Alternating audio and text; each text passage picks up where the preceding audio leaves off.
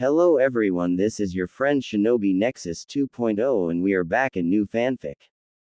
What if Naruto married Kurenai, Hinata, Ino and Temari? Part 2. Naruto. Naruto had no sense of what to do. He didn't know what Ino was doing. He didn't know why she was doing it, or why his thigh was growing more and more wet. But the fact of the matter is, Ino, one of the prettiest girls in the village, was straddled his left leg. Squishy. His mind sums it up. The purple flaps of her skirt gathered out of the way so he can clearly see her moist bandaged crotch rub itself vigorously against him. Her C-cup bounce inches away from his wide eyes and her constant weeping moans are regularly exhaled across his face. This is like, his mind yells, feeling the friction from his leg build to his crotch, stretching his pants. Looking at the mesmerizing way Ino ride his leg, Naruto can't help the bulge growing any more than he can say, so hot. The act itself was familiar, if not exactly like how he had researched. Naruto easily remembers pictures of girls riding boys, but he didn't understand why Ino was doing that with him. From all his research into Innis for his jutsu, he learned that having actual should be with someone you love, unless you pay for it, in which case, there's no love in that. But Ino kept on doing it. Rubbing her lower part on his thigh, moaning and whimpering loudly, inching closer and closer to his raging erection. Naruto notices the bandages loosen a moment before her sudden scream cuts through the serenity of the forest. Then, as if her voice shorted, her head snaps back, alarming him as her pelvis slides up his thigh and press against his steel erection. She shivers and shakes uncontrollably, and the pained look on her face would worry him more if the tight warmth of their thighs squeezing against his didn't feel so good. She stays static and spams for at least 20 seconds before she collapses on her back, her legs going limp straddled over his lap. To Naruto, there's a lot going on from moment to moment that's more captivating than the next, but also none more so than the other. Her feverish red cheeks on her erotically satisfied face is no better or worse than the delightful groans of pleasure humming from her saliva-covered mouth. Nor was the drenched softness of her girl part pressing against his rock-hard rod between them any better or worse than the way one of her hands begins roughly rubbing her. He couldn't reason how this was happening, but he's never been one to shy away from asking.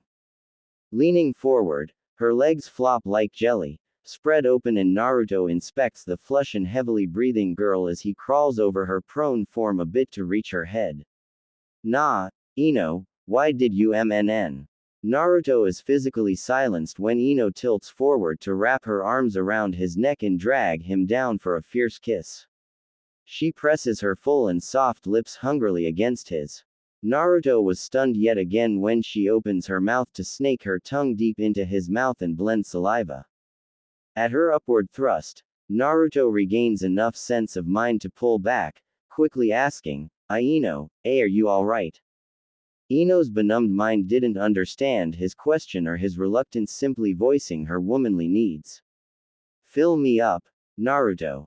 Make me feel good, Naruto. Make me feel good. She moans as she starts sucking on his neck while she pinches and pulls on one of her peaking S.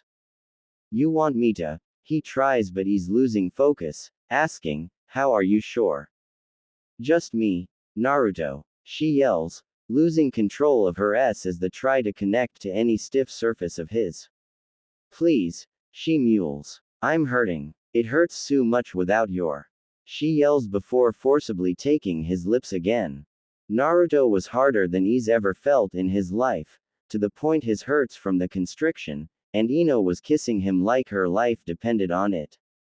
Without thought, Naruto's pelvis juts forward, pressing an impossibly constrained erection into the fleshy wet heat between her legs. A needy Ino moans into his mouth at the contact before she immediately pushes him up enough to pull her purple top off, her platinum blonde hair whipping back with it. Naruto's pelvis thrusts into her again and again, reveling in the pleasure of the wet warmth as she removes the safety pins of her binding. She couldn't peel it all off, but that wasn't the immediate need. Feeling his perfect and constant thrusts, she moans weakly as she nearly rips off the strangling ribbons, and that sound spurned him on. Years of training in reading body cues to understand an opponent is telling him she's desperate for this. He can hear her want in her animal cries and feel her need in her impulsive plunge back. Take off. Naruto hears her groan. Ino. He gasps his question, losing his ability to articulate the thought. What do you mean? Take off your ing pants, already. She yells as she finally frees enough of the white trapping to liberate her gleaming, pulsing to the open, forest air. It tingled enough to make her moan, and she began exploring the UAL organ, bringing her amazing pleasure with both hands.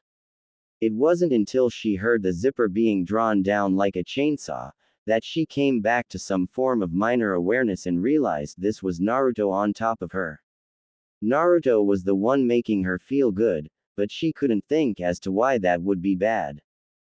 Naruto was wildly stimulated, and his thoughts didn't stretch further than the most immediate and sustained pleasure, which couldn't be bothered to completely take off his pants or even think to remove his jacket and undershirt. He didn't waste any time liberating his rock-hard rod from the tight confines of his boxer, showcasing to Ino the thick length of his want for her.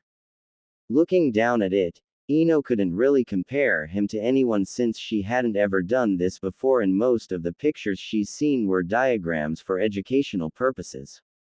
Naruto was long, thick, with throbbing veins and round golden cube balls, but what really surprised her was how shapely the head of his was. Her hands instinctively reach for his hot meat stick. Despite its aggressive posture, it's smoother than she expected. She wonders if it should be so hot until she feels it pulse in her hand and hears him groan in satisfaction above her. To Naruto, he felt cold, and he only had a mind to be inside hot wetness. Ino felt hollow enough she might disappear and needed him to feel full again. She lined him to the entrance of her aroused canal, pressing his eager shaft against her swollen lips before he promptly thrusts into her. The two teens groan in unison, each feeling different sensations but equal in immense satisfaction. Ino's legs quake as all energy is sucked out of them. He's splitting me, Ino's mind yells with clenched teeth, easily feeling Naruto's veined member plunge to the end of her soaking snatch, pulsing impatiently. Naruto pulls out slowly with a wet schloop, dragging out a deep groan from Ino before stuffing her sloshing pleasure cavity. Instinctive for more, he pounds away into her, lost to anything but the pure pleasure in this gorgeous once-in-a-lifetime opportunity. The size of him forces pain to register in her mind, but her drug-addled mind needed too much pleasure to tell him to slow down, or Kami help her, to stop. The new, intrusive experience didn't hurt much, if at all. She was vaguely aware that it was supposed to, not that her hymen was intact. The majority of kunoichi lose that barrier of flesh through rigorous exercise and training. In Ino's mind-numbing arousal, it isn't long after he first stuffed her to the brim with his meat that she's moaning loudly by his relentless thrusts, filling her with unbearable satisfaction in spite of how much he was stretching her to accommodate his girth. With the amount of fluids flooding her love channel, it didn't take Naruto more than 4 or 5 thrusts to completely sheath himself inside of her. You Kami, Ino, you feel so good, Naruto hotly groans between grunts. It's so tight, hot, wet. With every etch of her pleasure membrane deliciously being pulled by the thick head and veined girth of his member, Ino moaned continuously. With every thrust, Ino's hazy mind bursts with long echoing pleasure broadcasting to every inch of her body. It seemed like no time at all before Naruto was pounding his thick meat with fluid ease and she was moaning for more. MNN. Yes, Naruto. More. Ino gasps. Place please. Harder. I'm almost. She begged, as his bulbous head would tongue her cervix with fluid ease, pulling fantastically at her squeezing walls on its way out before his entire shaft would fill her sponge tunnel completely again, ripping an ahhnn out of her every time. Ino was lost in a whirlpool of pleasure as a result of Naruto's devastating rod, and her moist vagina squeezes his sensitive shaft hungrily, begging for its nourishment. Ino. Naruto calls, feeling like he's getting close to deliciously breaking apart. Naruto knows he's close and he knows it'll be great when, without warning, the frothy walls of her vagina snap shut, clamping on his sensitive, sending him over a peak that feels explosive in pleasure. Naruto buries himself with one final thrust, burying himself in her quaking hold to his balls, an empty week's worth of gelatinous cum inside of her. Feeling the molten semen filling her small cavity triggers a second more powerful orgasm, and Ino's eyes roll into her head, her toes curl intensely like they've grown a fourth joint to bend further, and she clings to Naruto's as she blacks out from the sheer waves of euphoria drowning her sweaty body. As her body held and squeezed a groaning Naruto, he wasn't aware that she had ped out. As he fills Ino's sanctuary with line after line of his thick ejaculate, what Naruto couldn't be told as unusual about how he comes was that do not swell at the base to twice their girth. That's an animalistic characteristic not found in normal humans, but as Ino was unconscious for her first ever cream pie, she would have to tell him after the second round. Ino. Sound is the first thing Ino becomes aware of. Oh, she hears him grunt lewdly in tandem with a repeated wet smacking noise. So good, Ino-chan. You feel so good, Ino hears, slowly opening her glossy eyes to the hypnotic rocking of the tall trees above and the boy eagerly eyeing her. Ino's boneless legs were wrapped securely around the cunt-humping blonde, and she was flush against him with his head beside hers. The pleasure all rushes back to her like growing pains, and very quickly, Ino automatically returns his amorous affection without question. In him just as in her cerebellum is immediately rushed with an overpowering amount of mind-numbing pleasure, triggering miniature quakes up and down her arched spine and throughout her sweaty body. You're so beautiful. The half-blonde praises her between a long series of flesh-smacking thrusts. So beautiful. Ino met him eagerly thrust for thrust, and she couldn't fathom as to how. He felt so much stronger than her, bigger, hotter, impossibly perfect inside of her. His grip, his thrust, the molten steel pounding inside her, reach her upper walls easily to that lovely spot that seems to shoot unimpaired jolts of lightning throughout her entire body, forcing her to arching her lower back deeply and spread her legs as far as she can to give him all the access he wants. He was unrelenting, and she accepted the pure bliss of submitting to him unashamed.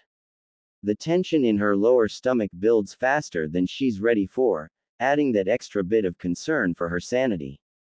Keep going. Keep in, my little cunt, she happily yells, letting the waves of mounting pleasure roll over and over her into a higher precipice. Whatever you do, don't, ahhn. Don't sss stop.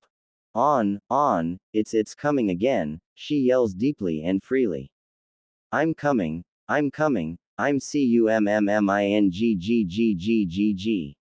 She moans greatly, hoarsely, as the astounding pressure within explodes with pleasure, short-circuiting all brain function but for the eternal satisfaction of squeezing his hot, thick as she comes endlessly.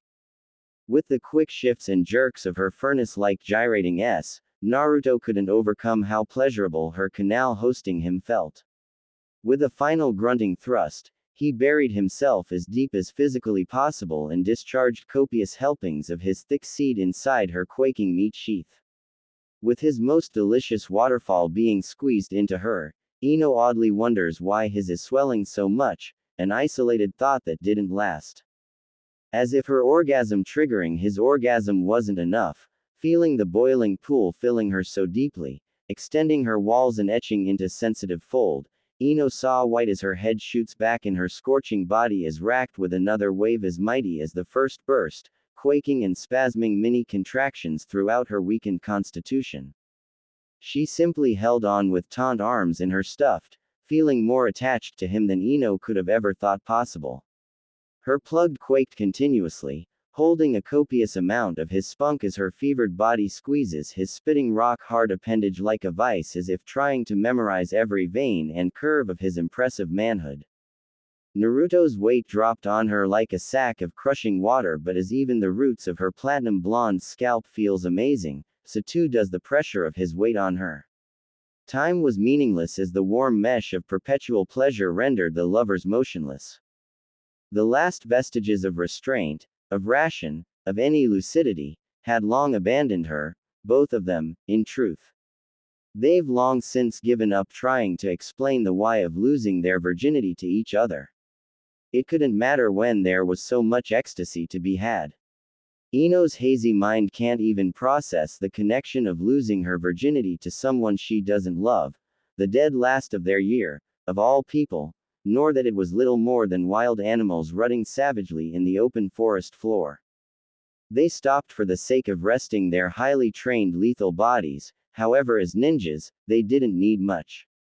With Naruto's boundless stamina and Ino's abnormal addiction to pleasure, both teenagers give in to their primal and unquenchable urges, satisfying each other again and again as if nothing else existed. Her mind was silent of any doubt or plan or consequence. The singular thoughts forming loudly in her loopy head as of submission, and in an odd way, liberation. In their momentary rest, he works his tongue and lips down her body, to the swollen center of her love tunnel. Naruto ate her out and she came so hard she squirted.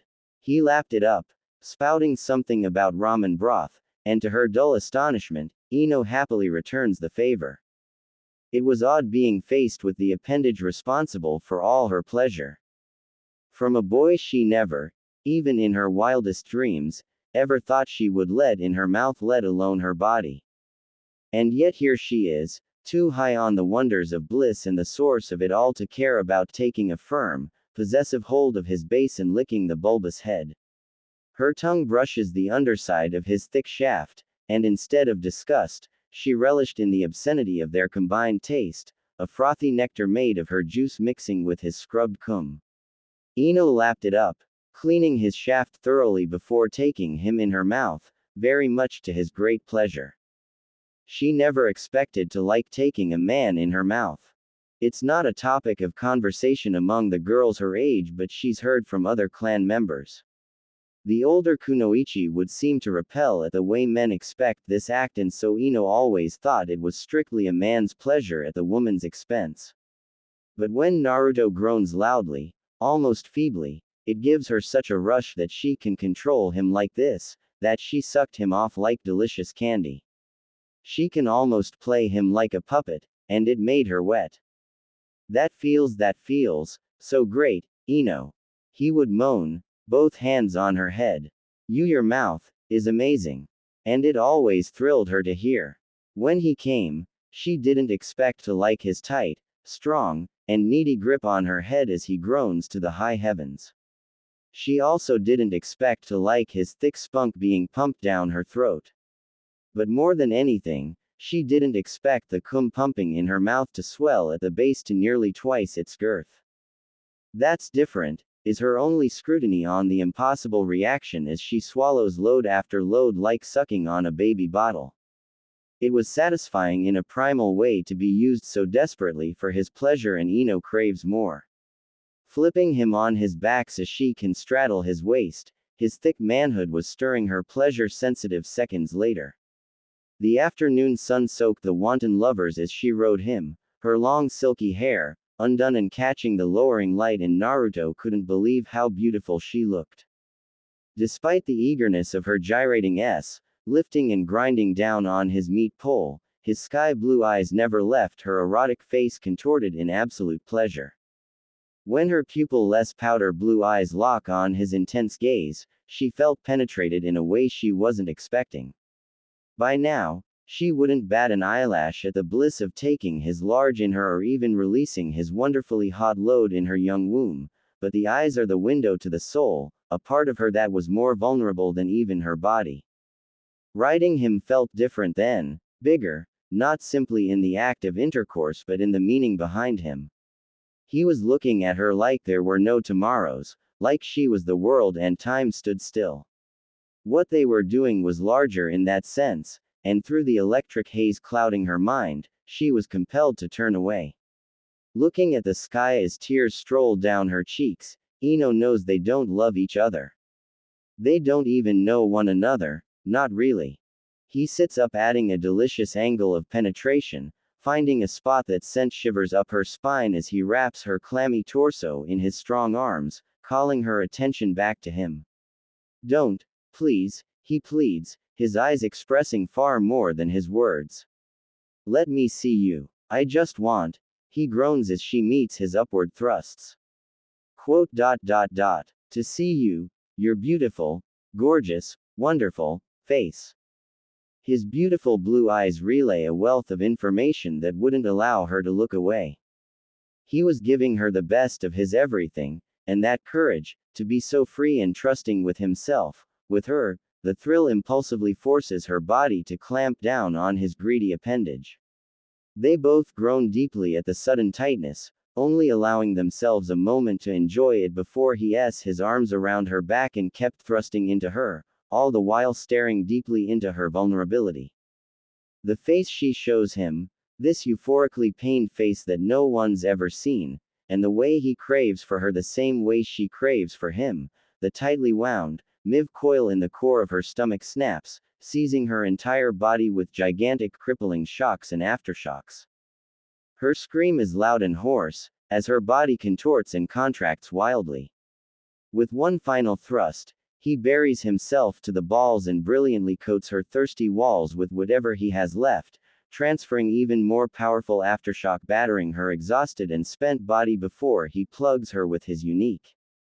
After the miv inferno of pleasure is reduced to a humming simmer, she falls forward as his back finds the mush gr. Both gasping for breath, Naruto holds her against him, indulging in the feel of her soft s and hot moist skin against his. Ino can almost feel his smile as she rests her head by the side of his. When his now softened slips out, he groans almost sad about it. With the exception of swallowing one of his loads, Naruto preferred to finish inside of her. It must have felt great for him, her lucid thoughts suggests. She couldn't know that he really likes the connection, the closeness, the affection, the way she squeezes him hungrily for every ounce he has to offer. She just couldn't know what this means to him because to her, his reputation was enough to avoid learning any more about him. At the first attempt to leave, Ino barely reached for her purple top before Naruto was on her again. Holding herself against the trunk of a tree, he ed her from behind, her legs spread wide enough for his ease of relentlessly deep pumping. Ino couldn't hold herself for long and kept sliding down the smooth bark.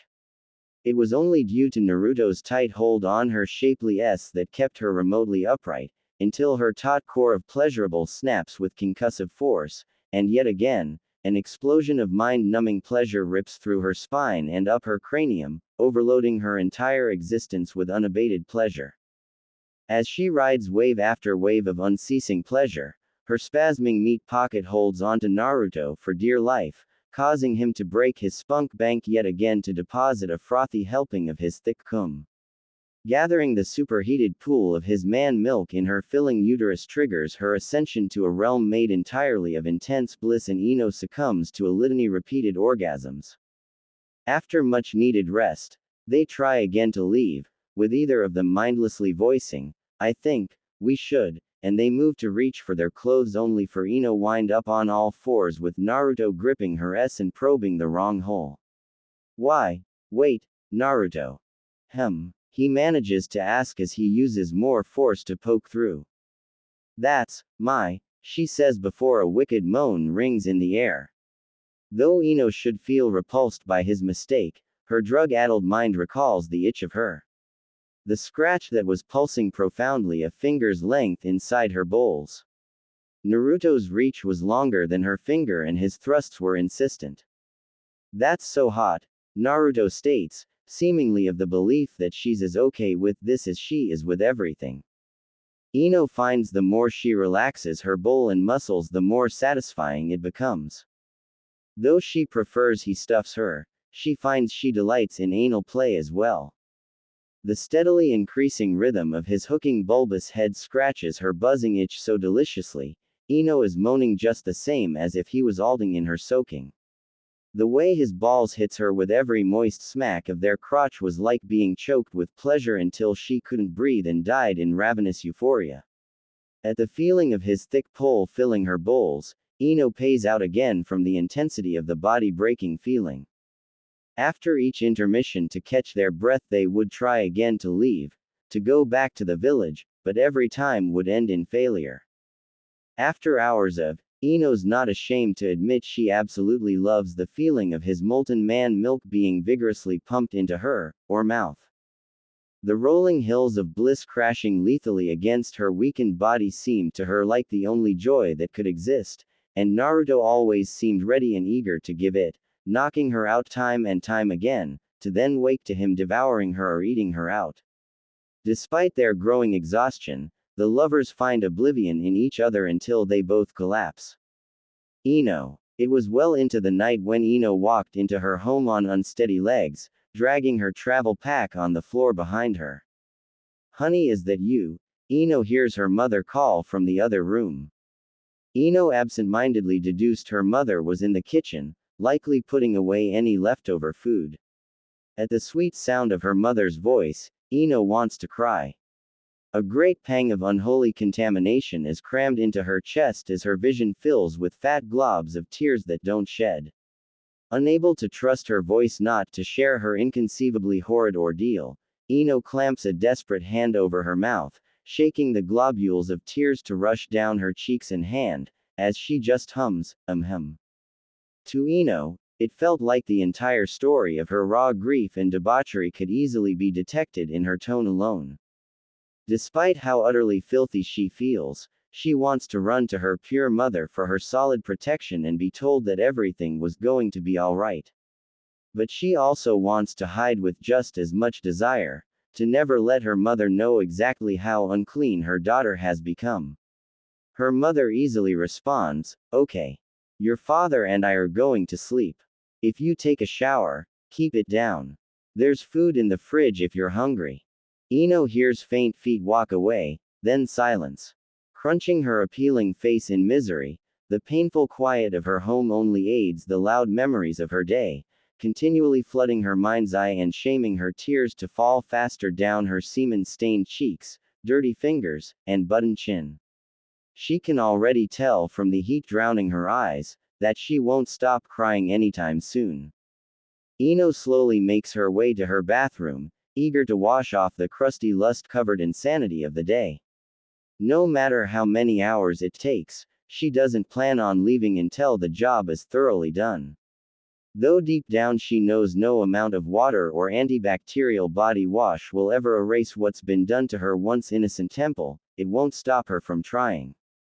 With never-ending memories of her acting like a corner whore as her fuel, how could she not scrub and scrub until she bleeds? In the bathroom and turned away from the mirror, Ino was struck with indecision. After everything she and Naruto did, how completely they satisfied their every animalistic desire, she's determined to decontaminate every millimeter of her well-used body. However, where to begin? Everywhere is her goal because he sucked, licked, or coated white every inch of her with such musky vigor. Scrubbing one area of her anatomy meant not disinfecting another, and she just wanted it all off. Ino wants to feel new again, pure and innocent, but she isn't anymore and she never will be again, birthing a fresh batch of tears. It was taking every bit of her clan's mental training to keep from breaking down. A daunting task when she simply considers the magnitude of losing her virginity at such a young age. It's an impossible task when she further considers how she also lost her anal cherry to the same idiot. In fact, any which way she's heard a woman can pleasure a man, Ino did it with Naruto, of all people. "Oh Kami, I sucked him off." Her mind yells, effortlessly reliving the greedy blowjob she gave him both in her mind and on the lingering sensation of her swollen lips. Giving Naruto her first kiss would have been bad enough, but kissing, and licking, and sucking his fluid-covered just didn't make any sense to her. The buzzing of her experienced lips tells the story of how she returned the favor, happily and willingly, stunning her perpetually, asking herself, how? How could I have done that? With him. I'm not that girl. I'm not. Worse than her vivid recollections, her body is still humming with residual delight at the physical memory of him against her, of him in her. Ino's mind could not think of anything else. He ed me. He ed me like a dog, and I loved it. Who am I? Her mind asks, and her tears answer, you're sad. Tears mix with the water as she simply decides to start. She would have to wash everything his hands, mouth, and invaded, rubbed, sucked and pinched, thoroughly and repeatedly. She can easily feel the most tender parts of her body, and would deal with them, but the most sensitive issue is the copious buildup of sappy fluid still inside of her. He not only licked, sucked, and ed her, he erupted, deliciously she hates to admit, several large loads inside of her. For the trek back she had to use her filthy bindings to keep the pool of man milk from constantly leaking down her legs. If anyone saw her walking with trails of semen running down her thighs, Ino wouldn't survive the shame. It made walking back extra challenging as she felt the shifting weight of semen if she swayed too much. Sadly, it was nearly impossible not to, as her legs were terribly weak, and the natural grace of her walk already adds a racy sway to her eye-catching a favorite feature of hers that now has finger bruising from his strong grip. Gripping the banister, she tries to stop thinking about all the vivacious activity that involved her nether region, already feeling herself growing warmer. Stop it, Ino, she warns herself, her tone almost pleading, but she can't, all the while wondering how her body can still feel so responsive after nearly 8 hours of full-on intercourse, oral stimulation, anal play, or maging exploration. When she feels the heat of her tender folds grow slick with wanton anticipation, she rushes to the shower, turns the cold tap to full blast and stands under the shower head. The shock of its icy pain cascades through her system, doing what she doesn't seem capable of doing on her own, cooling down. The day started with so much hope and promise. Ino had not expected it to end with her crying under the loud shower head, wailing so loud she's certain her parents or at least her mother would rush in and check on her. No one does, and there she stays. Naruto. Nay, Naru-ni, why didn't you tell me I was going to have with Ino-chan? Wait. What? Naru-ni garbled as if coughing and choking at the same time. Naru-ni was coughing so hard, Naruto actually worries the prayer would cut off. With his hands clasped at the back of his blonde head, the divergenized genin walks to the unpopular training area to continue his chakra control training. He finds it much easier to talk aloud than in his head, and continues. Is this like when I asked if you knew who our parents are, and you said yes, but there's a good reason you wouldn't tell me? I never said I wouldn't tell you, Naru-ni returns with a somewhat raspier voice. I said it's for the best if the only thing you know right now is how bad they were. I said I'd tell you if you kept all this stuff about me in the future a secret. I have. Naruto throws back to no one in particular, as he's the only one traveling down the dirt road. I don't go back on my word, Naru-ni pianately replies. Me neither. Naruto returns. Humored, Naru-ni continues, I'll tell you after you learn Futon Rasengan, but trust me, it's just like keeping the QB a secret, the less people know the better. Now, what the hell is this about Ino? Twisting his face curiously, Naruto asks, didn't you have with her too? No, he bellows. No, I haven't had with anyone. Plus, I only have eyes for Sakura-chan, not that I didn't notice how some of the other girls were developing, but still, you're saying you actually had with Ino. Yamanaka Ino, long blonde hair, blue eyes, curvy, always wears a purple skirt and top. That Ino. Naruto was nodding his head with a big smile the entire time, finally finishing with, yup. How? Naru-ni yells in truly astonishing disbelief. Wait, how come you haven't? Naruto asks, believing they must share the same experience if Naru-ni is from the future. Even someone as dense as Naruto knows that much. You're supposed to be the me from the future. Doesn't that mean that you know everything that's going on now, like, in the past? No. At least I don't think so, Naru-ni slowly comments, as if trying to gather his thoughts at that moment. I'm in a complete seal, remember. I'm cut off from everything. It was the only way to ensure I could have an uninterrupted chance of fixing everything. I have the memories I came in with, but I don't know how different things are since talking to you. I mean, you're learning stuff faster, so I gotta imagine that'll change things, but damn man, that's a hell of a change.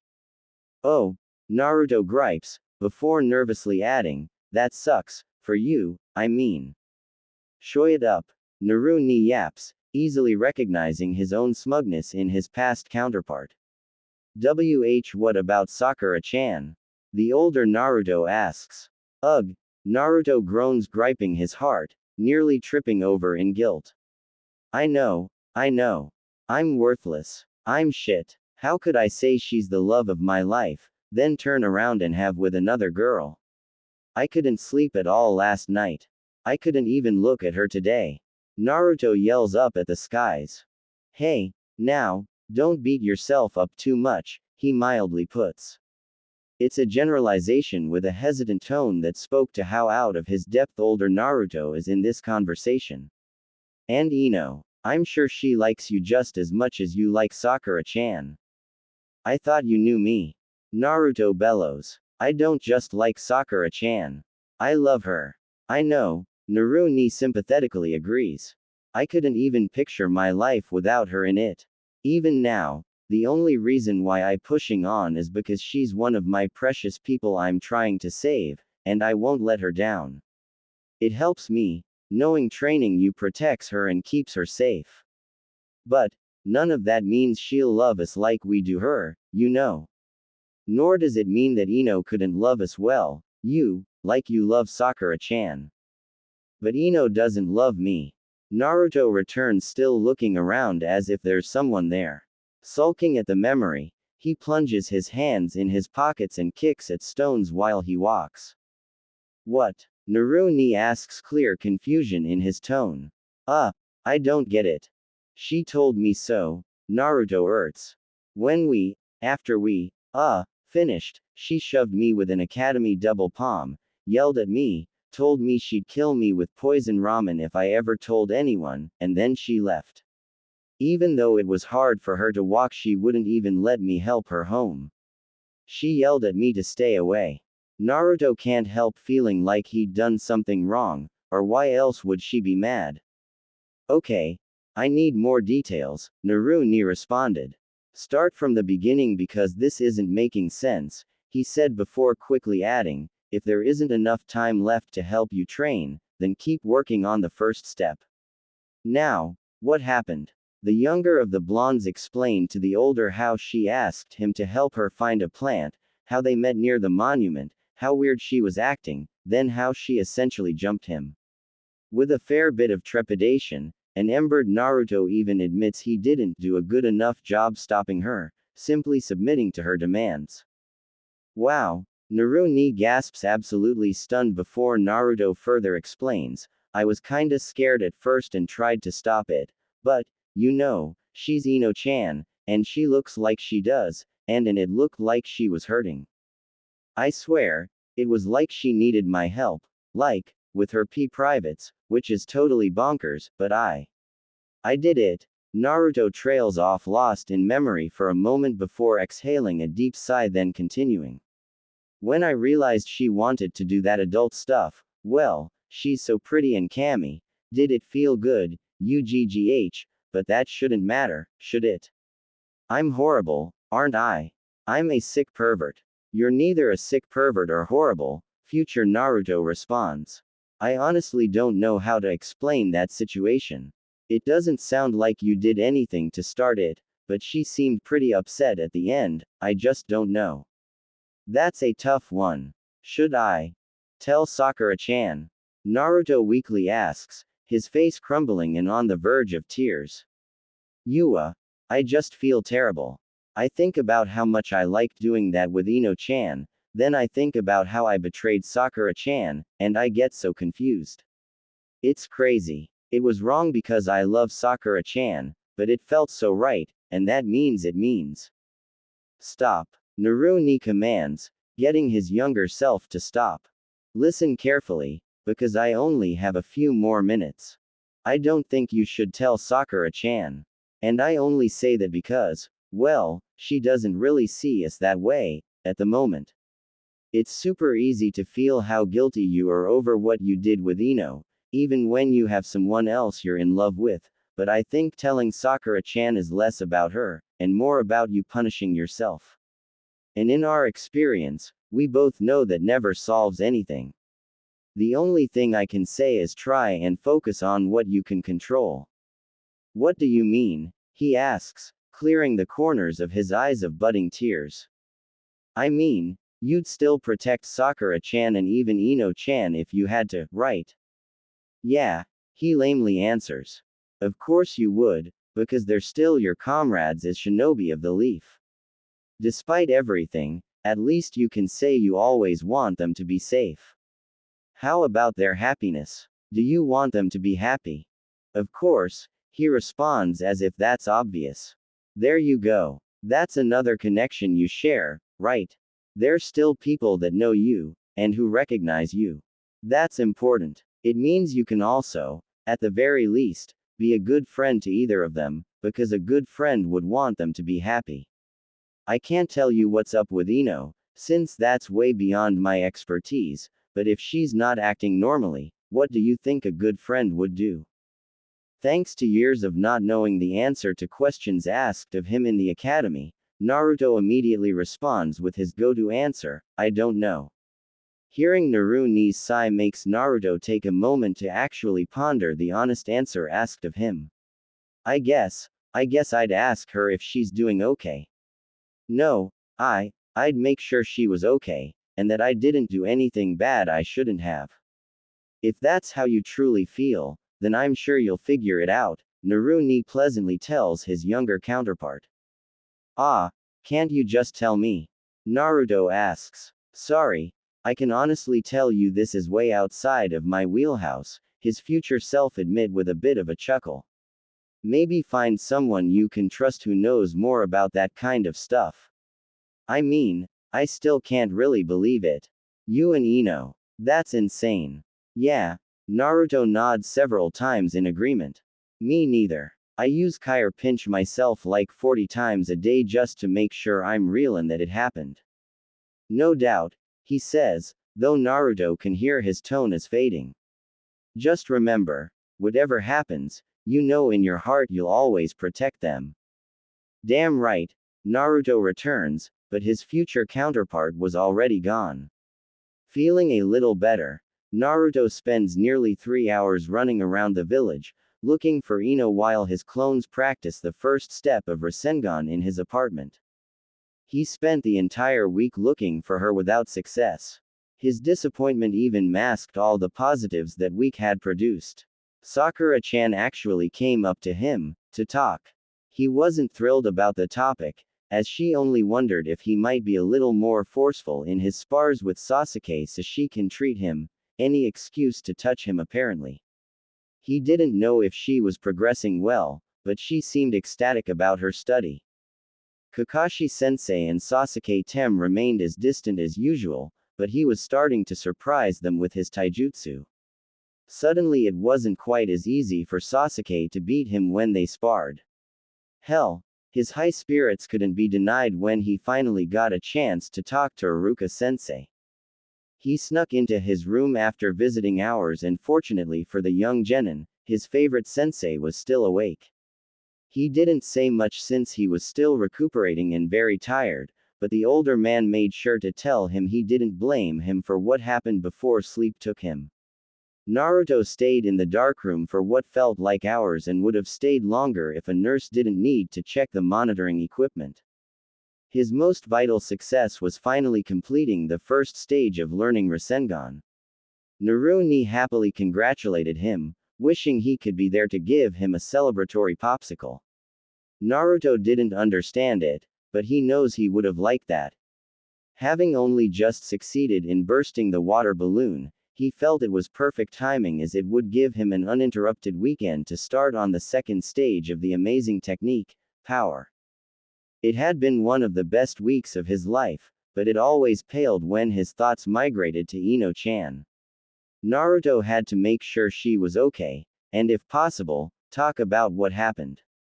So every day, he'd search for hours.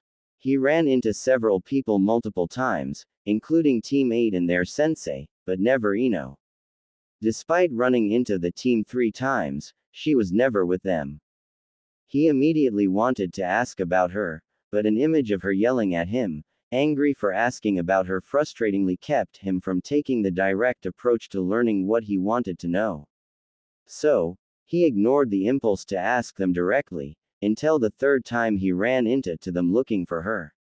After days with no luck, he instead, in his roundabout way of trying to learn where's she been, jokingly asks, Ino-chan finally got tired of dealing with you too.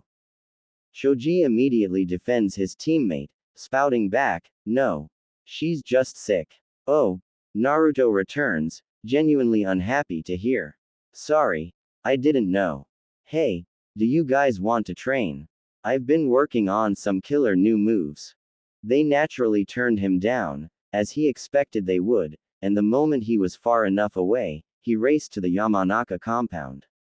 Having already explored most of Konoha as a neglected orphan, he knew exactly where he was going, and how to scout out the clan home.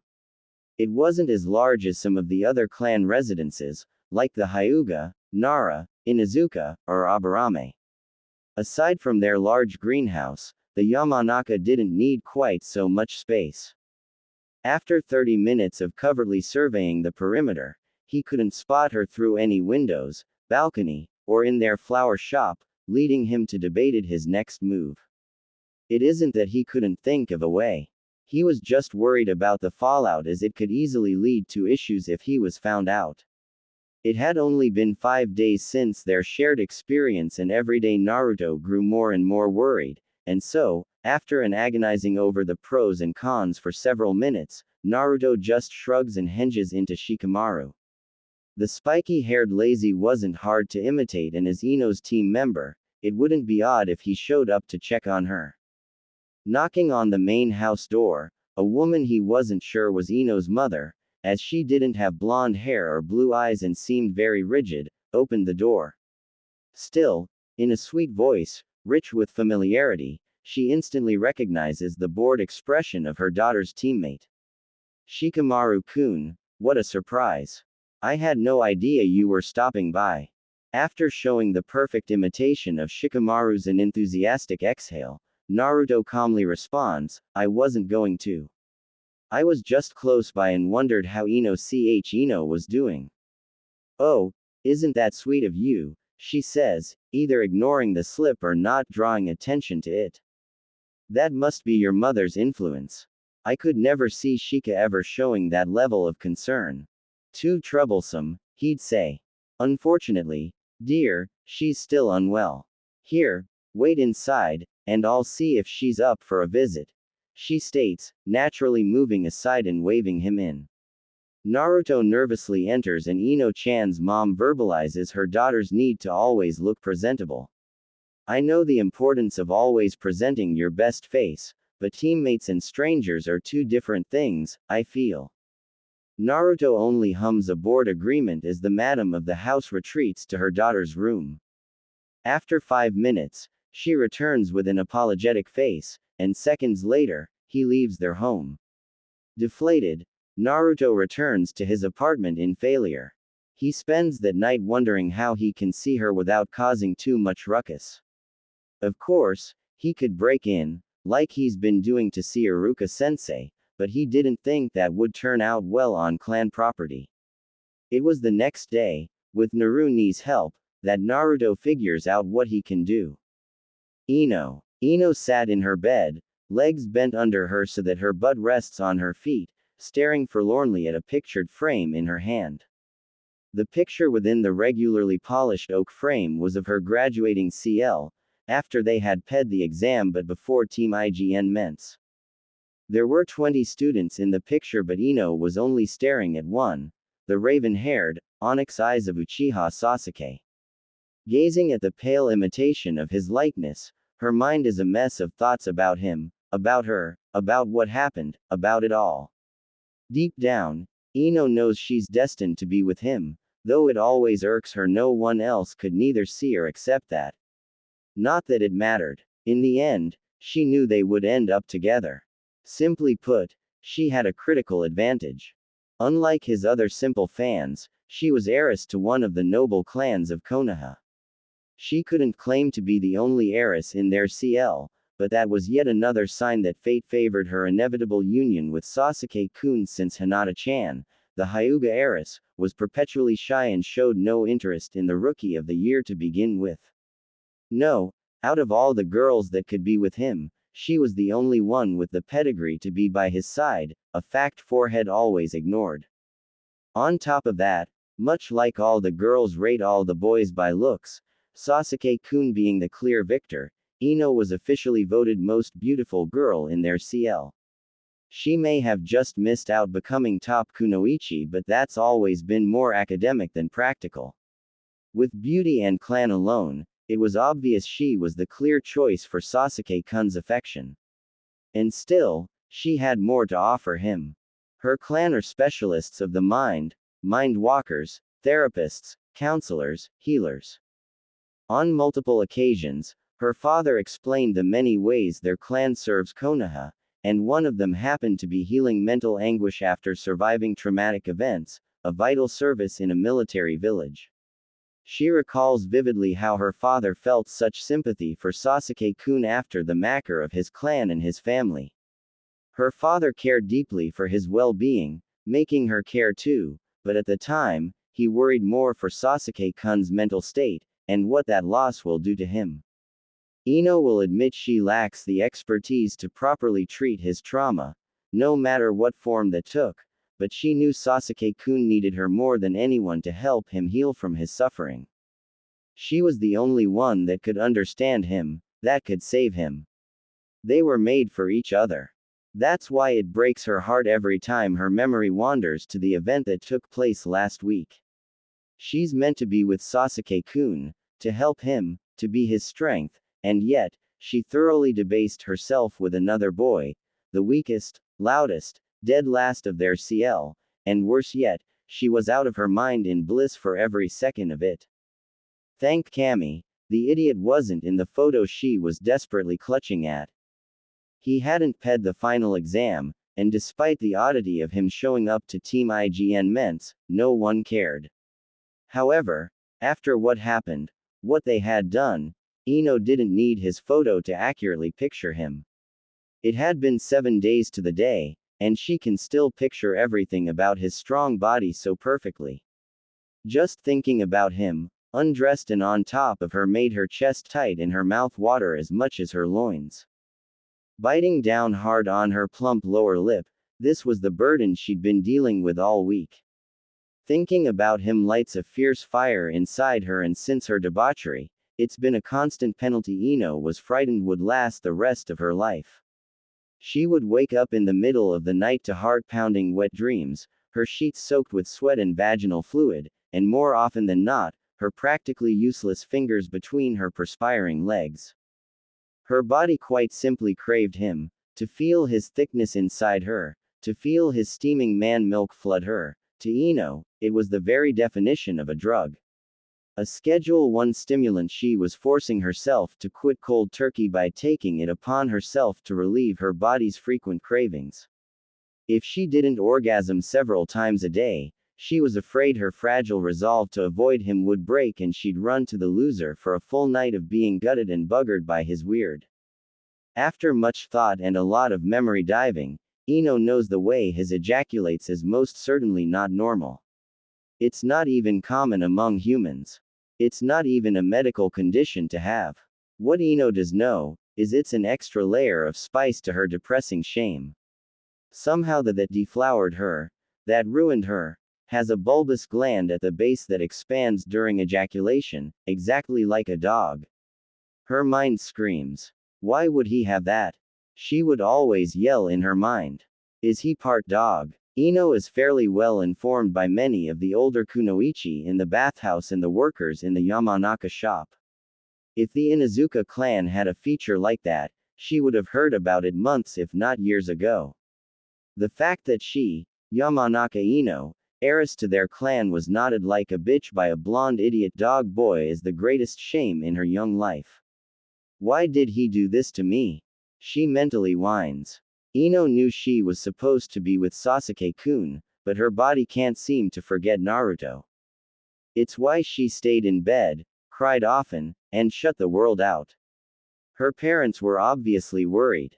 Her mother, in particular, tried to connect with her detached daughter, guilting Ino into lying to them, urging them that she's just sick and will feel better soon. She's not sure they buy it. She knew her team was worried as well. Asuma-sensei and even Shikamaru have come by to see her, but she didn't want to see anyone, she couldn't. Somehow, in the back of her mind, she expected them to know the moment they took one look at her. She somehow believed they would see his thick semen caked on her face and know it was from Naruto, which she's aware enough to admit was idiotic. Clearly, if her own mother couldn't see how excessively deflowered her only daughter now is, then Ino doubts anyone else will. It may be an irrational fear, but still, how could she just return to the world as if nothing had happened? A woman always has at least two masks, Ino recalls her mother telling her some time ago as they were arranging bouquets. It was an extension of the lessons given only to Kunoichi in preparation for the specific dangers women face as well as methods of coping, in other words, how to compartmentalize.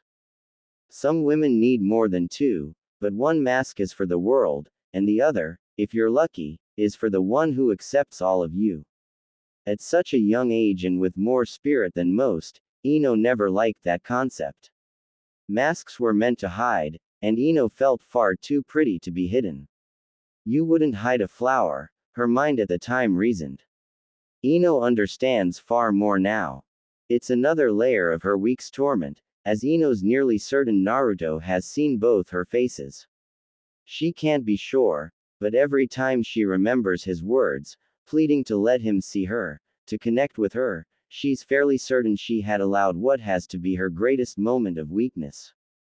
Through their eyes, souls connected, and it was the highest peak of pleasure Ino's ever felt, more still, the strongest orgasm her body won't allow her to forget. At the perfect recollection of his infinite sky-blue eyes peering into her very soul, her breath becomes shallow and quick. She grips the frame harder as she feels her body heat up with a searing focus between her legs, and her hardening S. She can feel moisture begin to dampen her panties and she clenches her teeth to fight it. After a full week of this, none of this is new, but fortunately, with every episode, she has an easier time managing the urges than the day before, to the point she doesn't need to masturbate in order to relieve her of her spontaneous lust. Eventually relaxing, her eyes slowly open to the photo in her hand, looking at herself beside Sasuke-kun, happy and proud. It feels like a lifetime ago, and she longs to return to that time, but slowly she's coming to the disheartening conclusion she'll never be the girl she was in that photo, beside her love, posing beautifully for the camera. It's a depressing thought. Her innocence is gone. It was enthusiastically taken from her repeatedly, and she'll never get it back.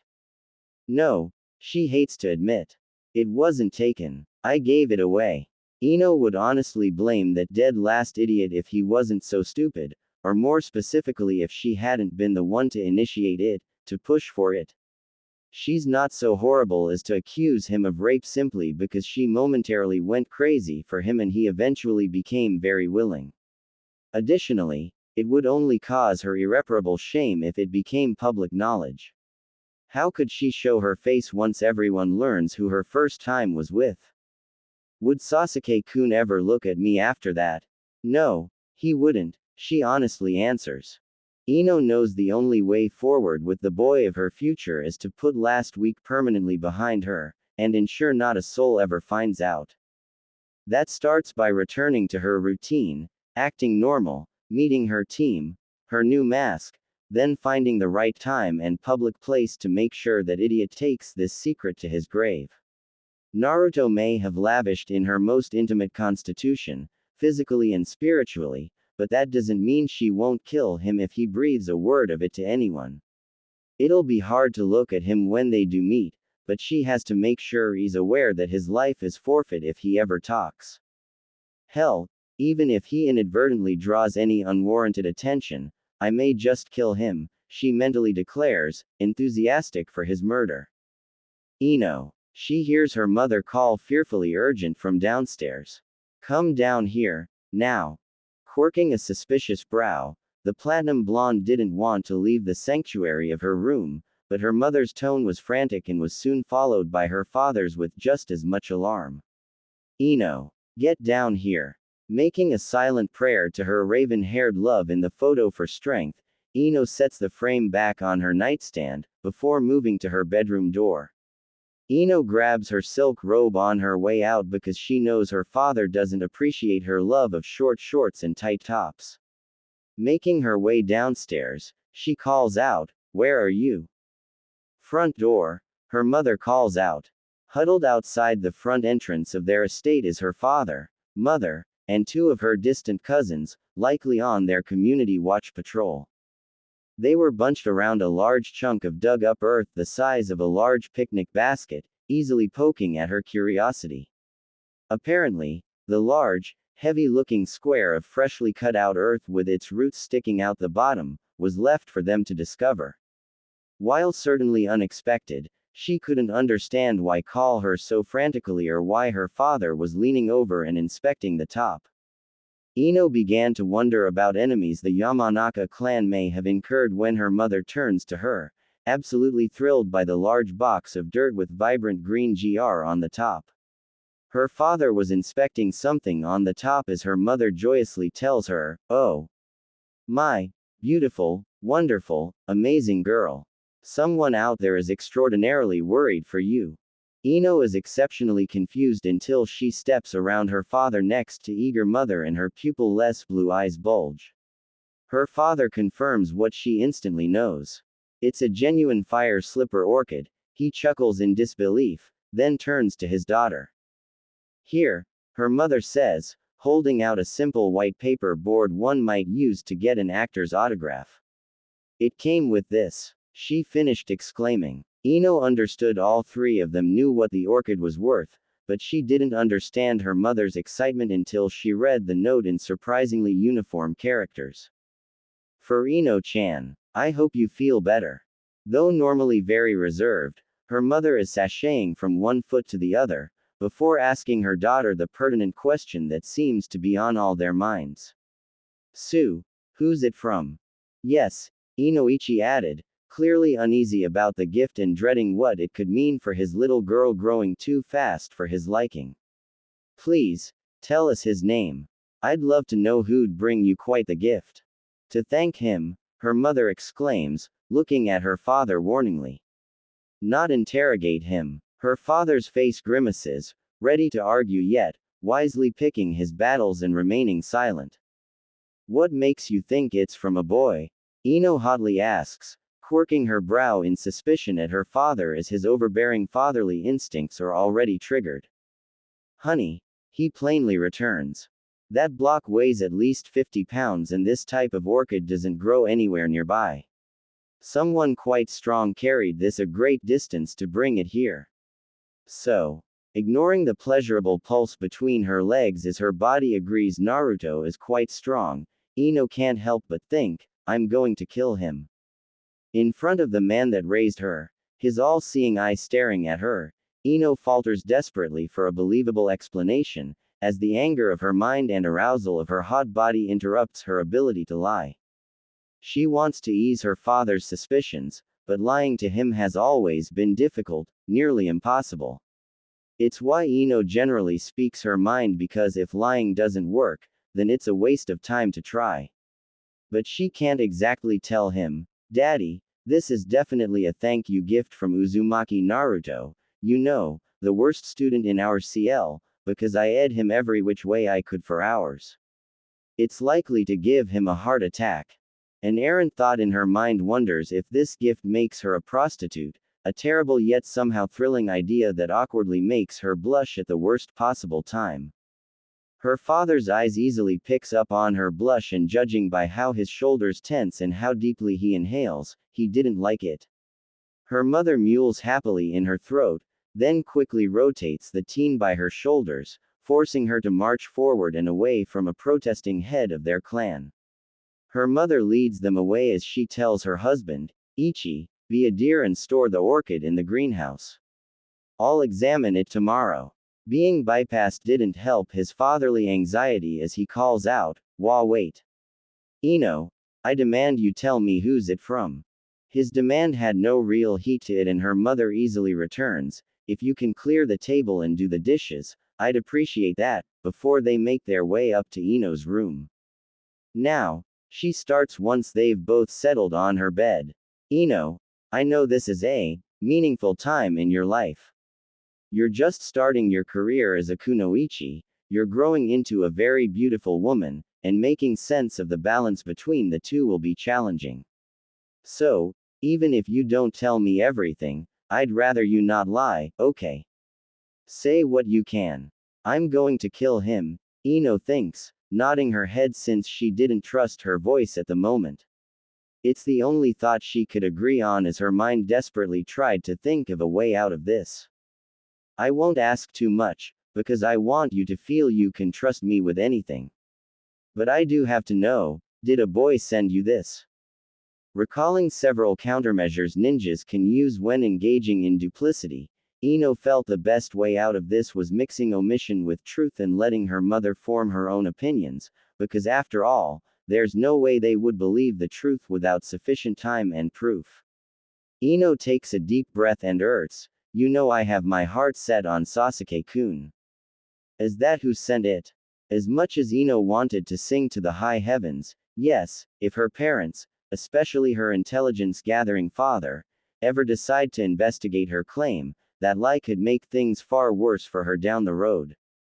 Ino shakes her head no, her long blonde hair flowing freely with her sway. I don't want to say who, mainly because the person who sent the orchid just isn't my type, like at all. My heart is set on Sasuke-kun, so, in the end, whatever he was hoping for by bringing it here was for nothing. Oh, I don't know if it was for nothing, sweetheart. What does psychology tell us about this gesture? Her mother asks. As a former psychologist, she's highly observant of behaviors, beliefs, feelings, relations concerns, and even somatic responses. It's a very good reason. Ino's always felt more mature than many of the other girls from the academy, though forehead always manages to make her act like a child. Come on, Ino. We may not be geniuses like some of those Nara men, but we know the mind rather well, and there's quite a bit of information we can deduce here. His card, for instance. Ino's shoulders slouch at having to suffer through this because of that idiot. Quote. I don't know, he has neat handwriting. Well, that's true, her mother's agrees, looking it over again. Someone who possibly deals with seals on a regular basis. Ino can tell her mother's fishing, so just shakes her head to deny the suspicion. Can't blame a mother for trying. Anyway, let's consider the message. All he wrote was, I hope you feel better. No elaboration, not even his name, which denotes caution to reveal too much, but concern enough to go this far for you. There's also the possibility he doesn't care about credit.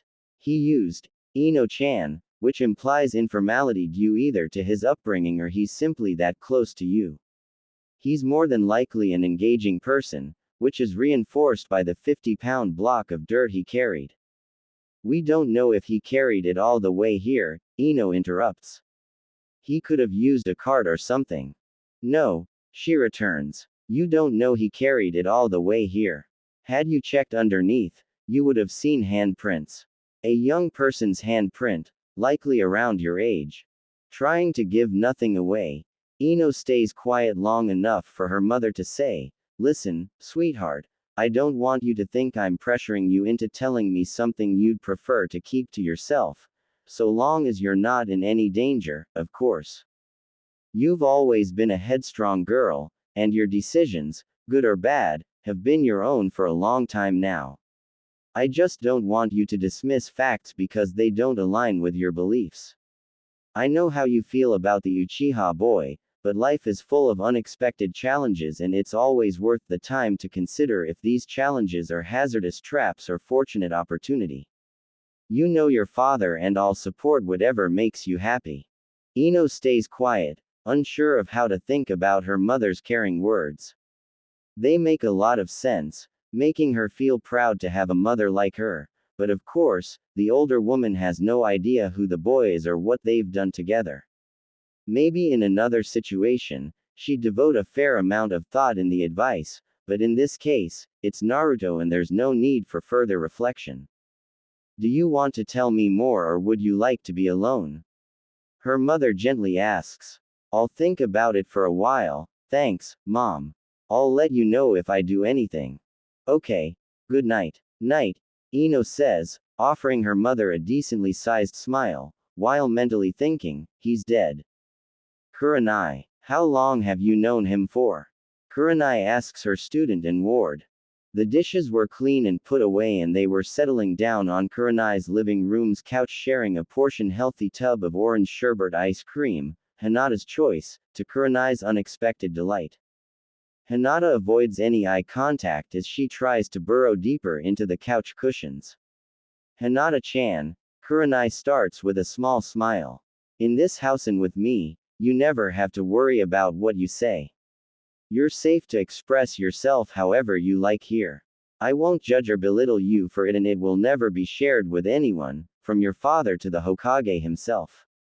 The girl nervously asks, why are you asking me about Naruto-kun?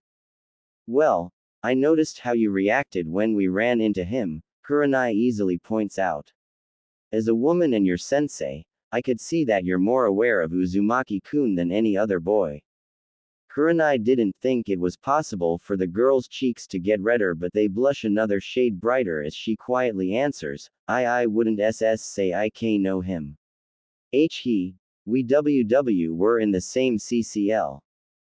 Kurenai could easily detect the omission in the girl's averted eyes, tone of voice, and flustered face. She was too easy to read, yet another part of her skills they needed to work on. Having lived with the heiress for over 2 weeks now, running into Uzumaki-kun is about the only time Hinata-chan reacted differently. They had run into him as their team exited Hokage Tower, and while Hinata blushed stunningly from face to neck as the orange-clad ninja greeted them, Kurenai noticed the girl's beautiful white eyes focus unlike any time she'd ever seen. They were sharp, sure, furtive. The raven hurried Kunoichi isn't sure why, but it was clear the girl had a crush on him. She easily recalls looking over the other team's profiles, discovering like everyone else, that the young blonde was the dead last of the CL. Furthermore, he was an orphan with no exceptional talent. While she heard he defeated the traitor Mizuki with Kage Bunshin, she also heard he can't produce a single Bunshin, leading most to the conclusion that it must have been sheer dumb luck the boy brought down the traitorous Chunin. Still, it's more than possible Hinata's interest in the blonde stretches beyond clan or talent. It's feasible there's something that Kurenai is missing that could be a key driving force for the shy girl's future. Kurenai needs to learn if Naruto-kun is something she could utilize to help drive her ward, or if it's another dead end. Honestly, Kurenai hoped this panned out. She was eager to prove Hiashi wrong, but more than anything, she didn't want to fail Hinata-chan. As things stand, the Hyuga heiress was timid to a fault. While manners, kindness, and consideration of others were good traits to have, Hinata-chan takes it to a detrimental level, adversely impacting her own growth simply to avoid any kind of confrontation, a fact Kiba-kun is starting to take notice of and unfortunately, enable. Kurenai needed to break her meekness, and if possible, light a fire under the girl's belly. Testing a theory, Kurenai gently asks, he was the dead last of your year, wasn't he? Kurenai was happy, no, thrilled to see that it had the desired effect when Hinata-chan looks directly into her red eyes and somewhat sternly tells her, that wasn't his fault. The instructors were mean to him. As quickly as the girl's confidence appeared, it had departed. Slowly sliding a moderate helping of ice cream ped her red lips to her lapping tongue, Kurenai can't help but be happy by the small bit of progress. It wasn't much, but it was something, and like the fragile light of an ember, she'll slowly coax it into a grand fire. Eager, yet gentle with her young ward, Kurenai follows up by asking, "What do you mean it wasn't his fault? He did the work, didn't he?" Kurenai didn't really care to know one way or another. Knowing what the boy contained within him always made her recall how her father died that night. However, for her ward, her student, she would happily hear about Uzumaki-kun's educational ineptitude. Again, the girl's determination was back, making Kurenai feel a swell of triumph in her chest, as Hinata-chan answered, he did do the work, but you can't blame him for his results. Many of the IGN meant that he did turn in deserved ping grades, but every sensei besides Aruka-sensei failed him. He was never treated fairly by nearly all the staff, but even still, he kept on trying. He didn't quit, even though he failed many times. Hinata seemed to realize how much she said in that short moment, as did Kurenai. It's the most she's ever heard the timid girl speak at one time. How did you know his answers were correct? Kurenai is genuinely curious to know. Byakugan, Hinata answers ashamed for how she abused her clan's unique talent, and Kurenai smiles inside. If this girl is willing to use her clan's ability for this boy, then chances were good he would be a vital part in helping Hinata. It's quite clear by now, Naruto is the key to motivating this girl, and with that revelation, Kurenai only needed to figure the method by which to take advantage of that. So you mean to say, dead last, is not an accurate estimate of his ability? Hinata-chan nods. That would make sense. Being made genin despite most of the senseis treating you unfairly, he doesn't give up easily, does he? He doesn't, Hinata strongly offers. Is that why you like him? Kurenai gently asks. She doesn't want to push the girl too much, but it's already been 2 weeks and there were little other options. Hinata turns bright red, and Kurenai could feel the warmth emanating from her. It's okay, you don't have to answer, quickly easing the indigo-haired girl's anxiety. Do you know why I asked to be your temporary guardian, Hinata-chan? The light-eyed Kunoichi shook her head. No. One of the hardest decisions life will constantly challenge you on, is choosing to walk away, or try harder. We're not so different, you and you even remind me of myself when I was younger. The point is, I believe in you, Hinata-chan, and I'm going to help you see that too, so the both of us can always choose to try harder.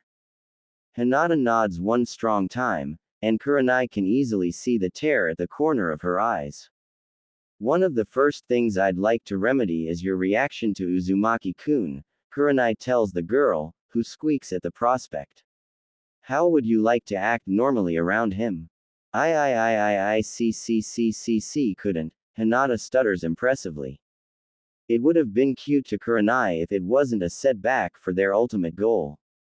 Still, it's in the right direction and Kurenai just needs to continue pushing on. Let me ask you a simple yes, or no, question. Would you like to act normally around Uzumaki-kun? Not trusting herself to speak, Hinata shuts her eyes and just nods her head vehemently. Then that means you can. Don't worry, Hinata-chan, and trust your sensei. I think I know a way to help. Kurenai. The gorgeous Jonin sensei exits the bustling streets of Konoha's market district and into the decently populated Jonin bar, Elite Spirits. Her goal is simple: find Kakashi. While Kurenai was eager to implement her plan for Uzumaki-kun, the first challenge she believes will pose an issue would be informing the Genin's Ignid Jonin sensei, and getting his express permission to interact with his student. Kurenai can understand the significance behind the obscure rule of one sensei to a triplet of students.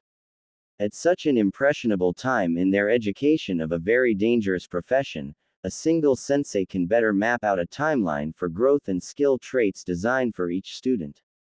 A single sensei is integral to the development of their, hopefully, long careers, thus understands where the genin ninja is in their education and where they should go over a long period of time.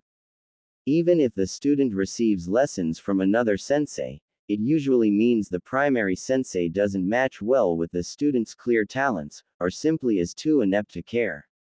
For example, a close-range taijutsu fighter would not be a good match for Kurenai's long-range, genjutsu instruction. Unfortunately, Kakashi is the furthest you can get from inept, and he seems to be a suitable match for Uzumaki, so any leeway Kurenai might have had for borrowing the blonde won't apply to this. Fortunately, Kurenai doesn't have to traverse the entire village looking for the shameless reading Jonin. After leaving the cemetery, she finds the silver-haired Jonin in their group's usual section of their bar. Walking through the moderately crowded, off-duty Jonin and turning down 2 invitations for drinks, Kurenai sits across from her fellow sensei. Even if Kurenai's relatively certain her subtle tricks will work on the non-too-discreet pervert, she decided early on she wouldn't need to use her feminine wiles on a friend and senior Jonin. It would be underhanded, and there's always the possibility he takes the care of his students as seriously as she does. After quick pleasantries and a firm demand from her to put his orange-covered filth away, Kurenai informs him, "I wanted to make you aware that I'll be using one of your students," urging confidence that she will have the things she wants, even if it depends entirely on someone else has a better chance of success than simply asking, which is a sure way to hear no. "Which and to what end?" the aloof Jonin asks. "Uzumaki-kun," she casually answer before adding, "and the reason is of a personal nature, but what I can tell you is it's to help one of my students." As a punching bag, he casually inquires. Kurenai gives a head tilt and look of disbelief, answering, "No, nothing like that."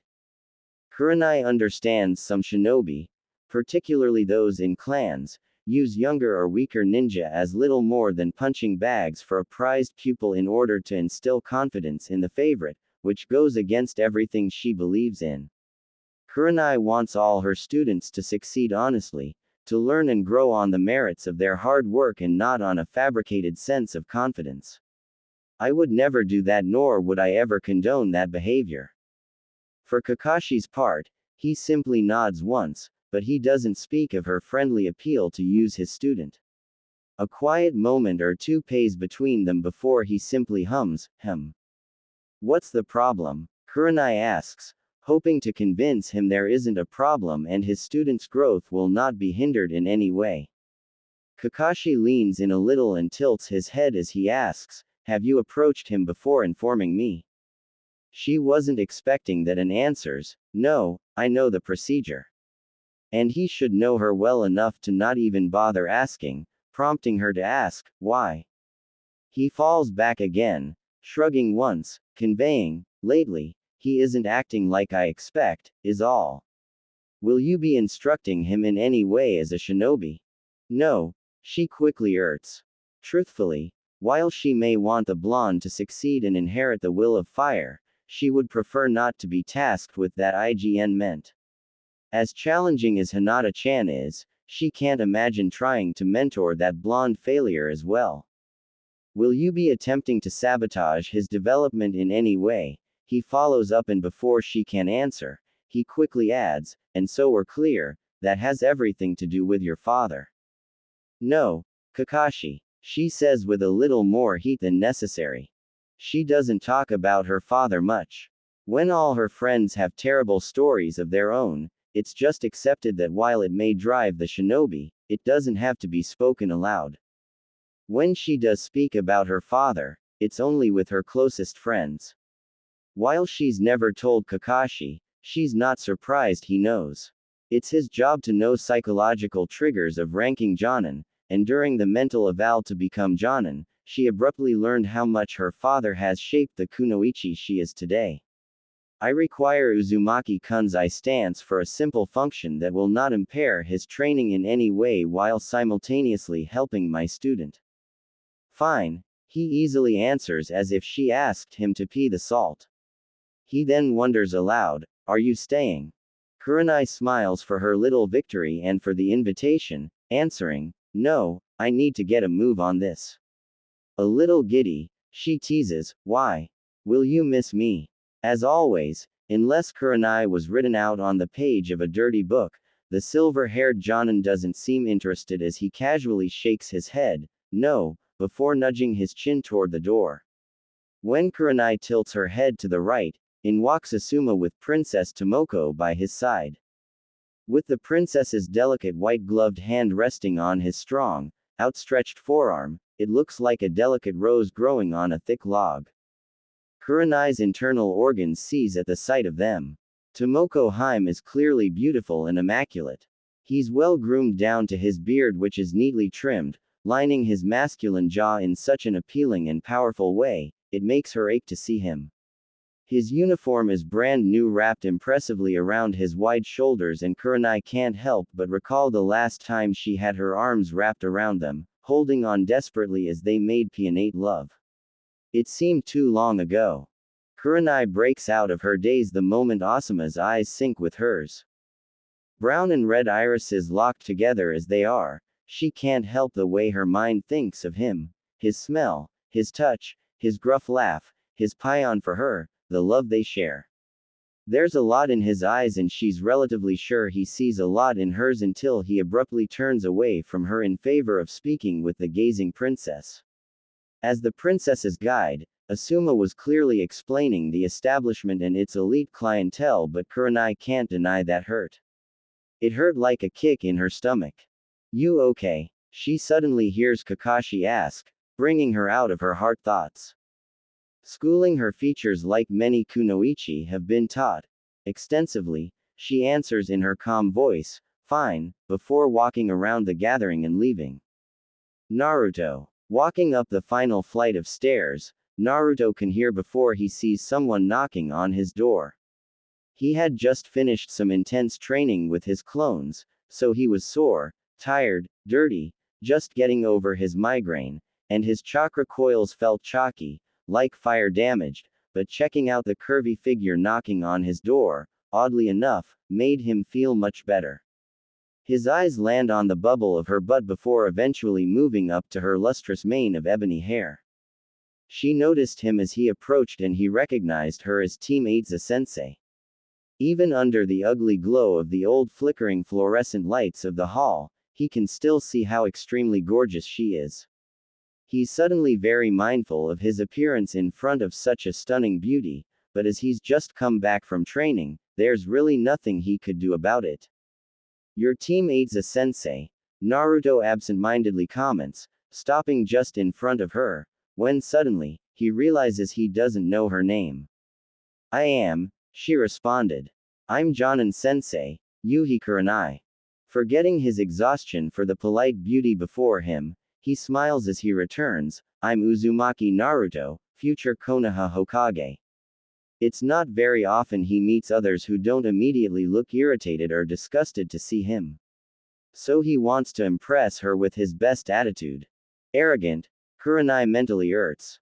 Easily recalling his academy grades, she just can't see how anyone could boast about a future when all evidence says otherwise. That sort of delusion is a pitiful pitfall she's trying to help Kiba-kun steer clear of, though in Kiba's case, he does possess credible ability and his clan has always been headstrong, so Kurenai isn't sure how much success she'll have with the Inuzuka. Uzumaki-kun, however, isn't her student and doesn't care nearly as much. Still, Kurenai does need his help, so she presents him with a tight smile, asking, can we speak inside? Sure, he exclaims before opening his door. She regretted it as soon as he opened the door. His residence was a complete mess. She felt stricken by the clutter, trash, unwashed clothes, and he didn't even seem to notice. The old, rancid, musky odor is so overwhelming, Kurenai's eyes water as they feel infected. Realizing her uniform will more than likely retain the infectious smell forever, she plans on throwing it away later.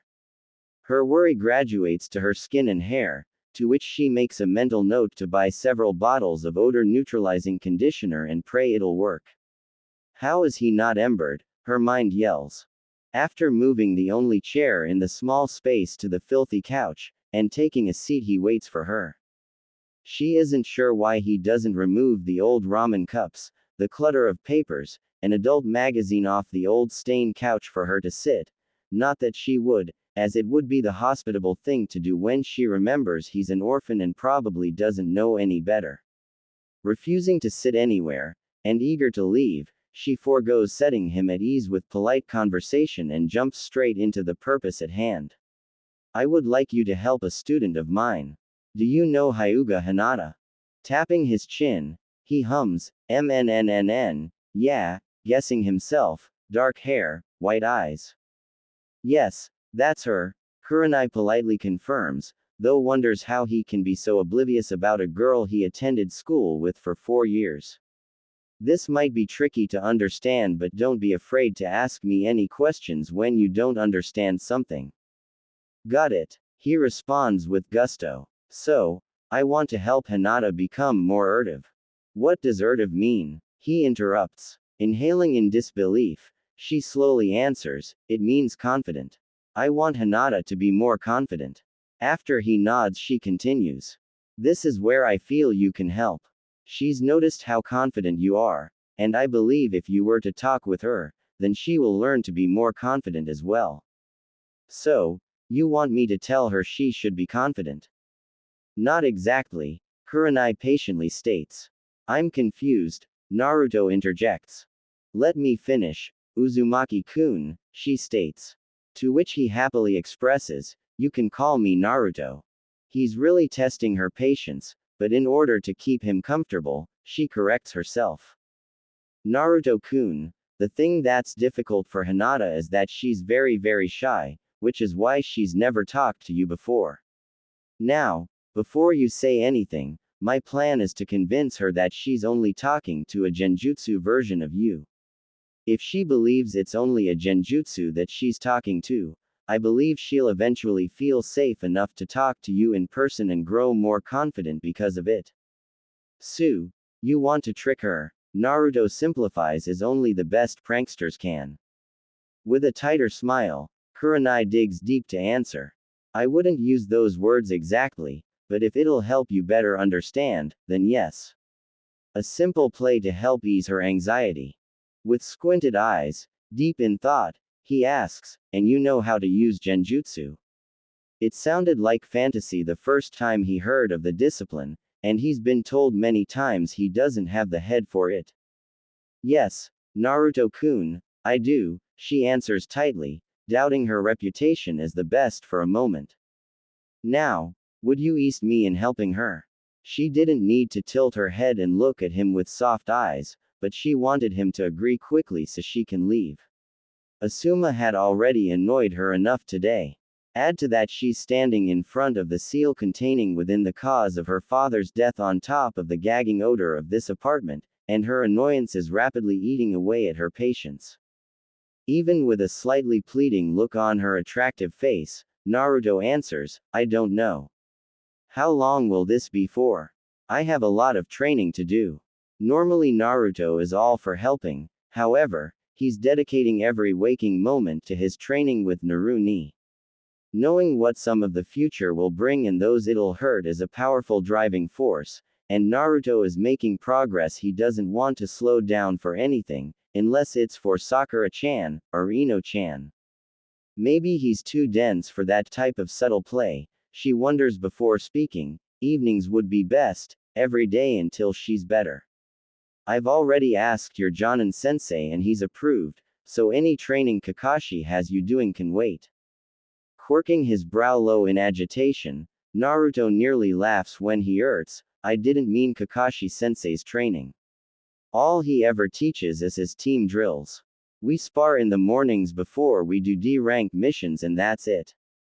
Crossing his arms confidently, he smirks as he proclaims, I meant my own training. It's super important and I can't waste any time.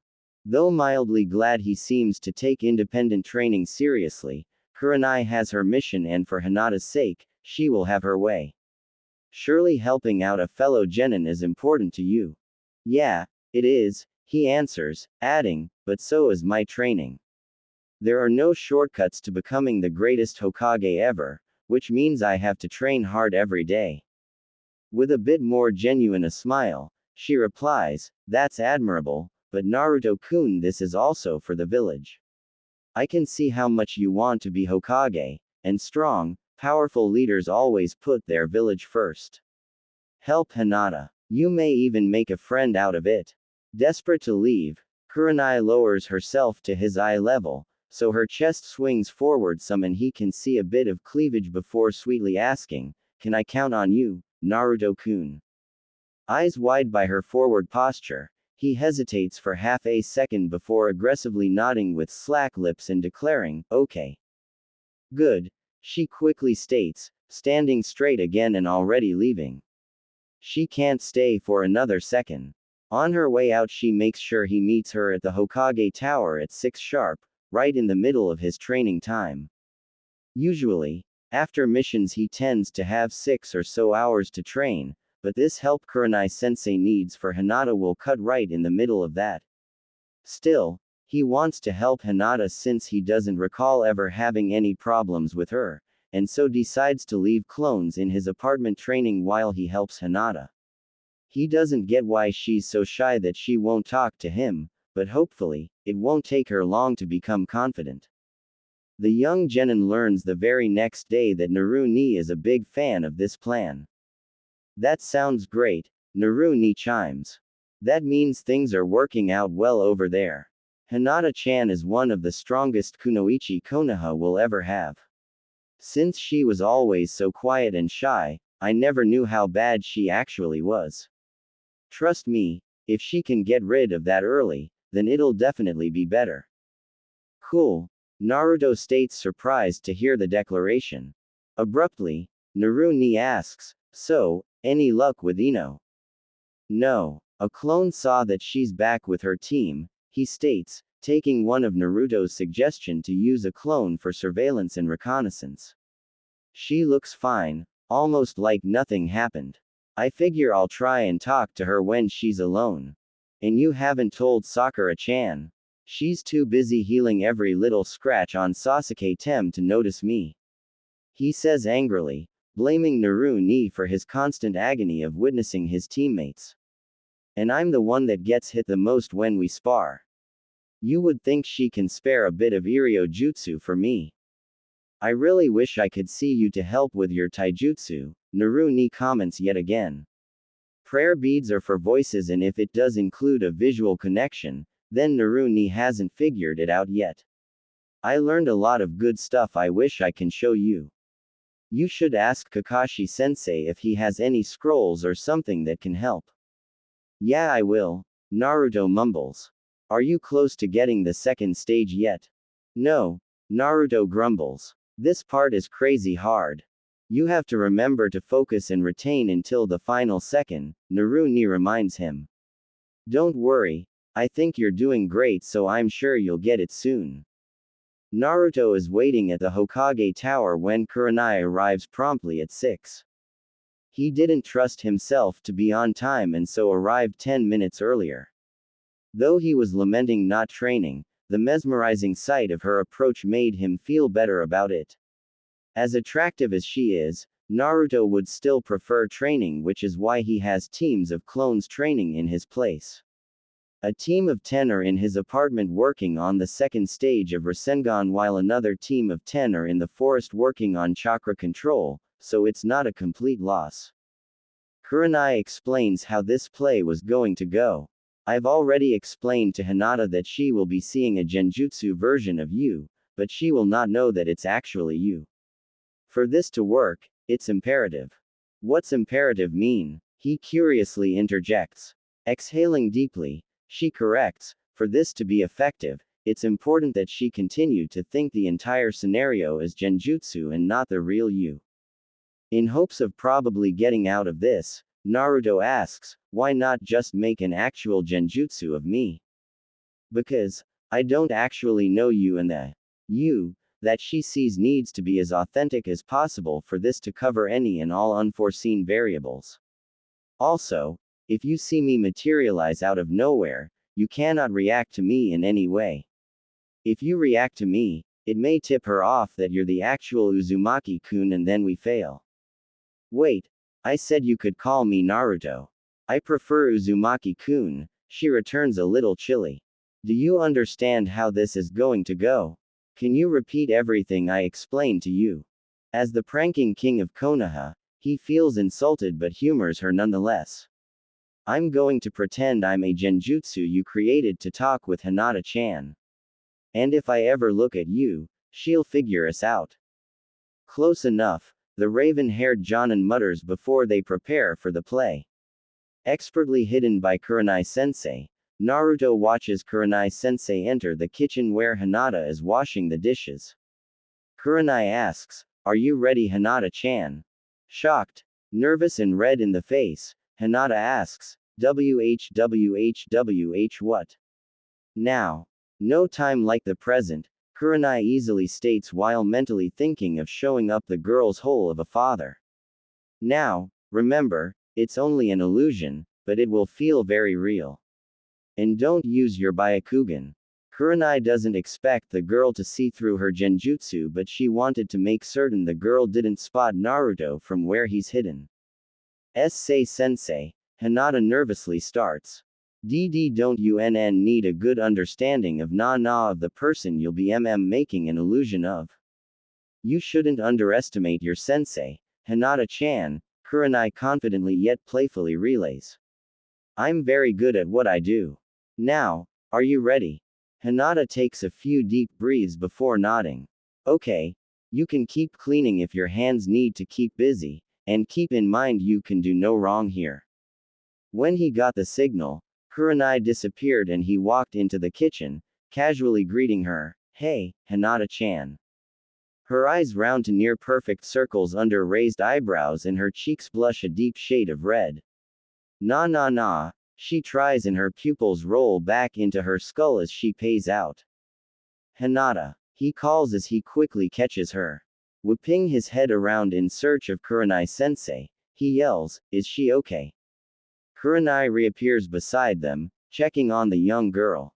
What happened? Did I do something wrong? Kami, what are we going to do with you? Kurenai slowly comments of her ward, ignoring Naruto's concern in favor of checking her pupil. She's fine. Go and hide and we'll try it again. Hesitantly, Naruto gently lays her down and returns to his hiding space. It takes Kurenai a few minutes to gently coax the girl to consciousness. Confused as to why she's lying on the floor with her sensei over her, gently stroking her hair, Hinata asks, "Sensei, when it all returns?" Hinata can't help but turn away ashamed of her failure. It wasn't even a real Naruto and she ped out from his close proximity. It's okay, Hinata, Kurenai urges the embered girl. This is a good first attempt. You have nothing to be ashamed of. I ped out, Hinata weakly counters, clearly alleging it's something to ashamed of. This time, maybe, Kurenai urges. But the next time maybe not. Don't worry about how you react because the only way you can fail is if you quit and I will not let you quit. Now, do you think you can try again? With a slight sniff, Hinata nods her head, yes. Okay. How about I keep him silent?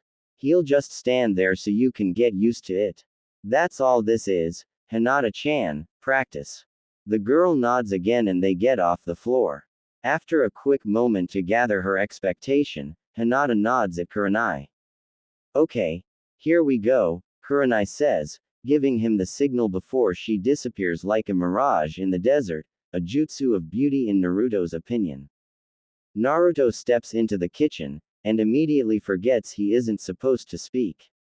Hey Hinata-chan, he says with a bright smile, causing the girl to squeak and hop back. Looking around, Hinata can't help but ask, thought he wasn't going to. He wasn't, Kurenai says from nowhere with a little more force than she intended, and quickly covers for the blonde slip-up. I only wanted to shock you a little, by doing something you didn't expect. And look, you haven't ped out, so you're getting better already. Hinata can barely look at Naruto, her index fingers poking each other nervously, but it's true. At least she's conscious. He'll stay quiet now, if you want to walk around him. Hinata takes her time, moving close to him, always avoiding eye contact but at least trying to look directly at him. After several minutes of Hinata observing from several paces away, Kurenai can see Naruto start to fidget. He never struck her as a patient person, and she can see he's starting to become antsy. Hoping to avoid another blunder from the boy, Kurenai suggests, "Why don't you do some housework together? That might make it feel more normal."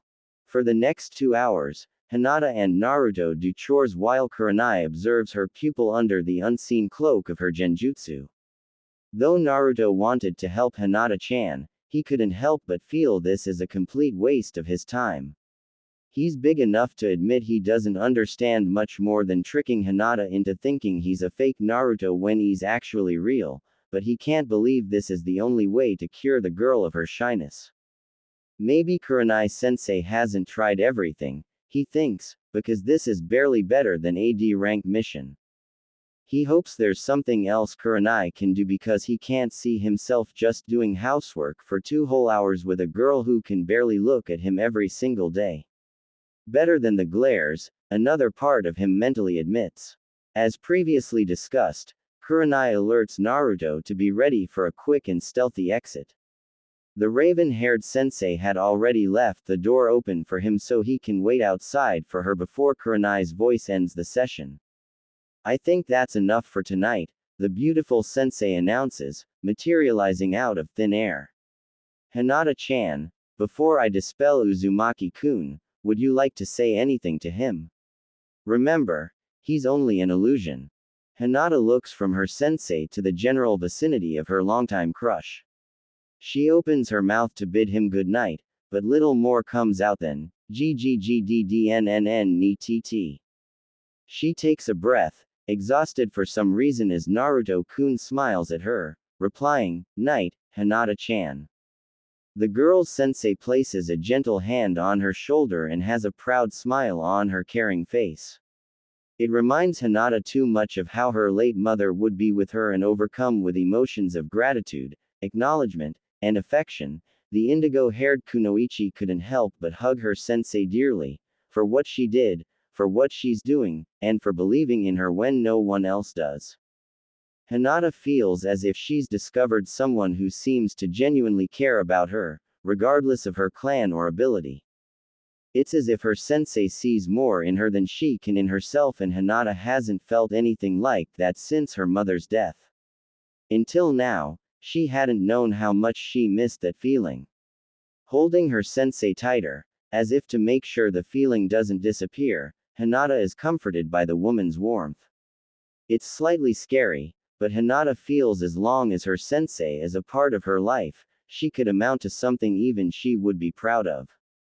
This is why it's all worth it, Kurenai thinks as she holds her brave pupil. Dealing with the arrogant Hiyashi, the Kyuubi container, even having to bear witness to Asuma escorting Princess Tomoko by his manly arm. At this moment, nothing mattered but the compionate girl giving her one of the most appreciative hugs the red-eyed Jonins ever felt. Kurenai felt euphoric gratification by helping a girl who was in desperate need of it, by the good that may come of her growth in the future, and by the next generation that might inherit her will of fire. Yes, everything is worth this, the devoted sensei easily determines as she lets out a comforting exhale. After a few more minutes of embrace, Kurenai pats the girl on her shoulder, suggesting, "Why don't you get ready for bed? We have an early day tomorrow." Stepping away, Hinata bows respectfully. However, before she leaves, she shyly asks, "Will we be doing more of these training sessions?" Kurenai smiles at the girl's reddening cheeks, neck, and forehead, and answers, "Yes. Every day until you see that there's nothing to fret over." With a final nod, the girl goes to get ready for bed, while Kurenai quietly slips out the door.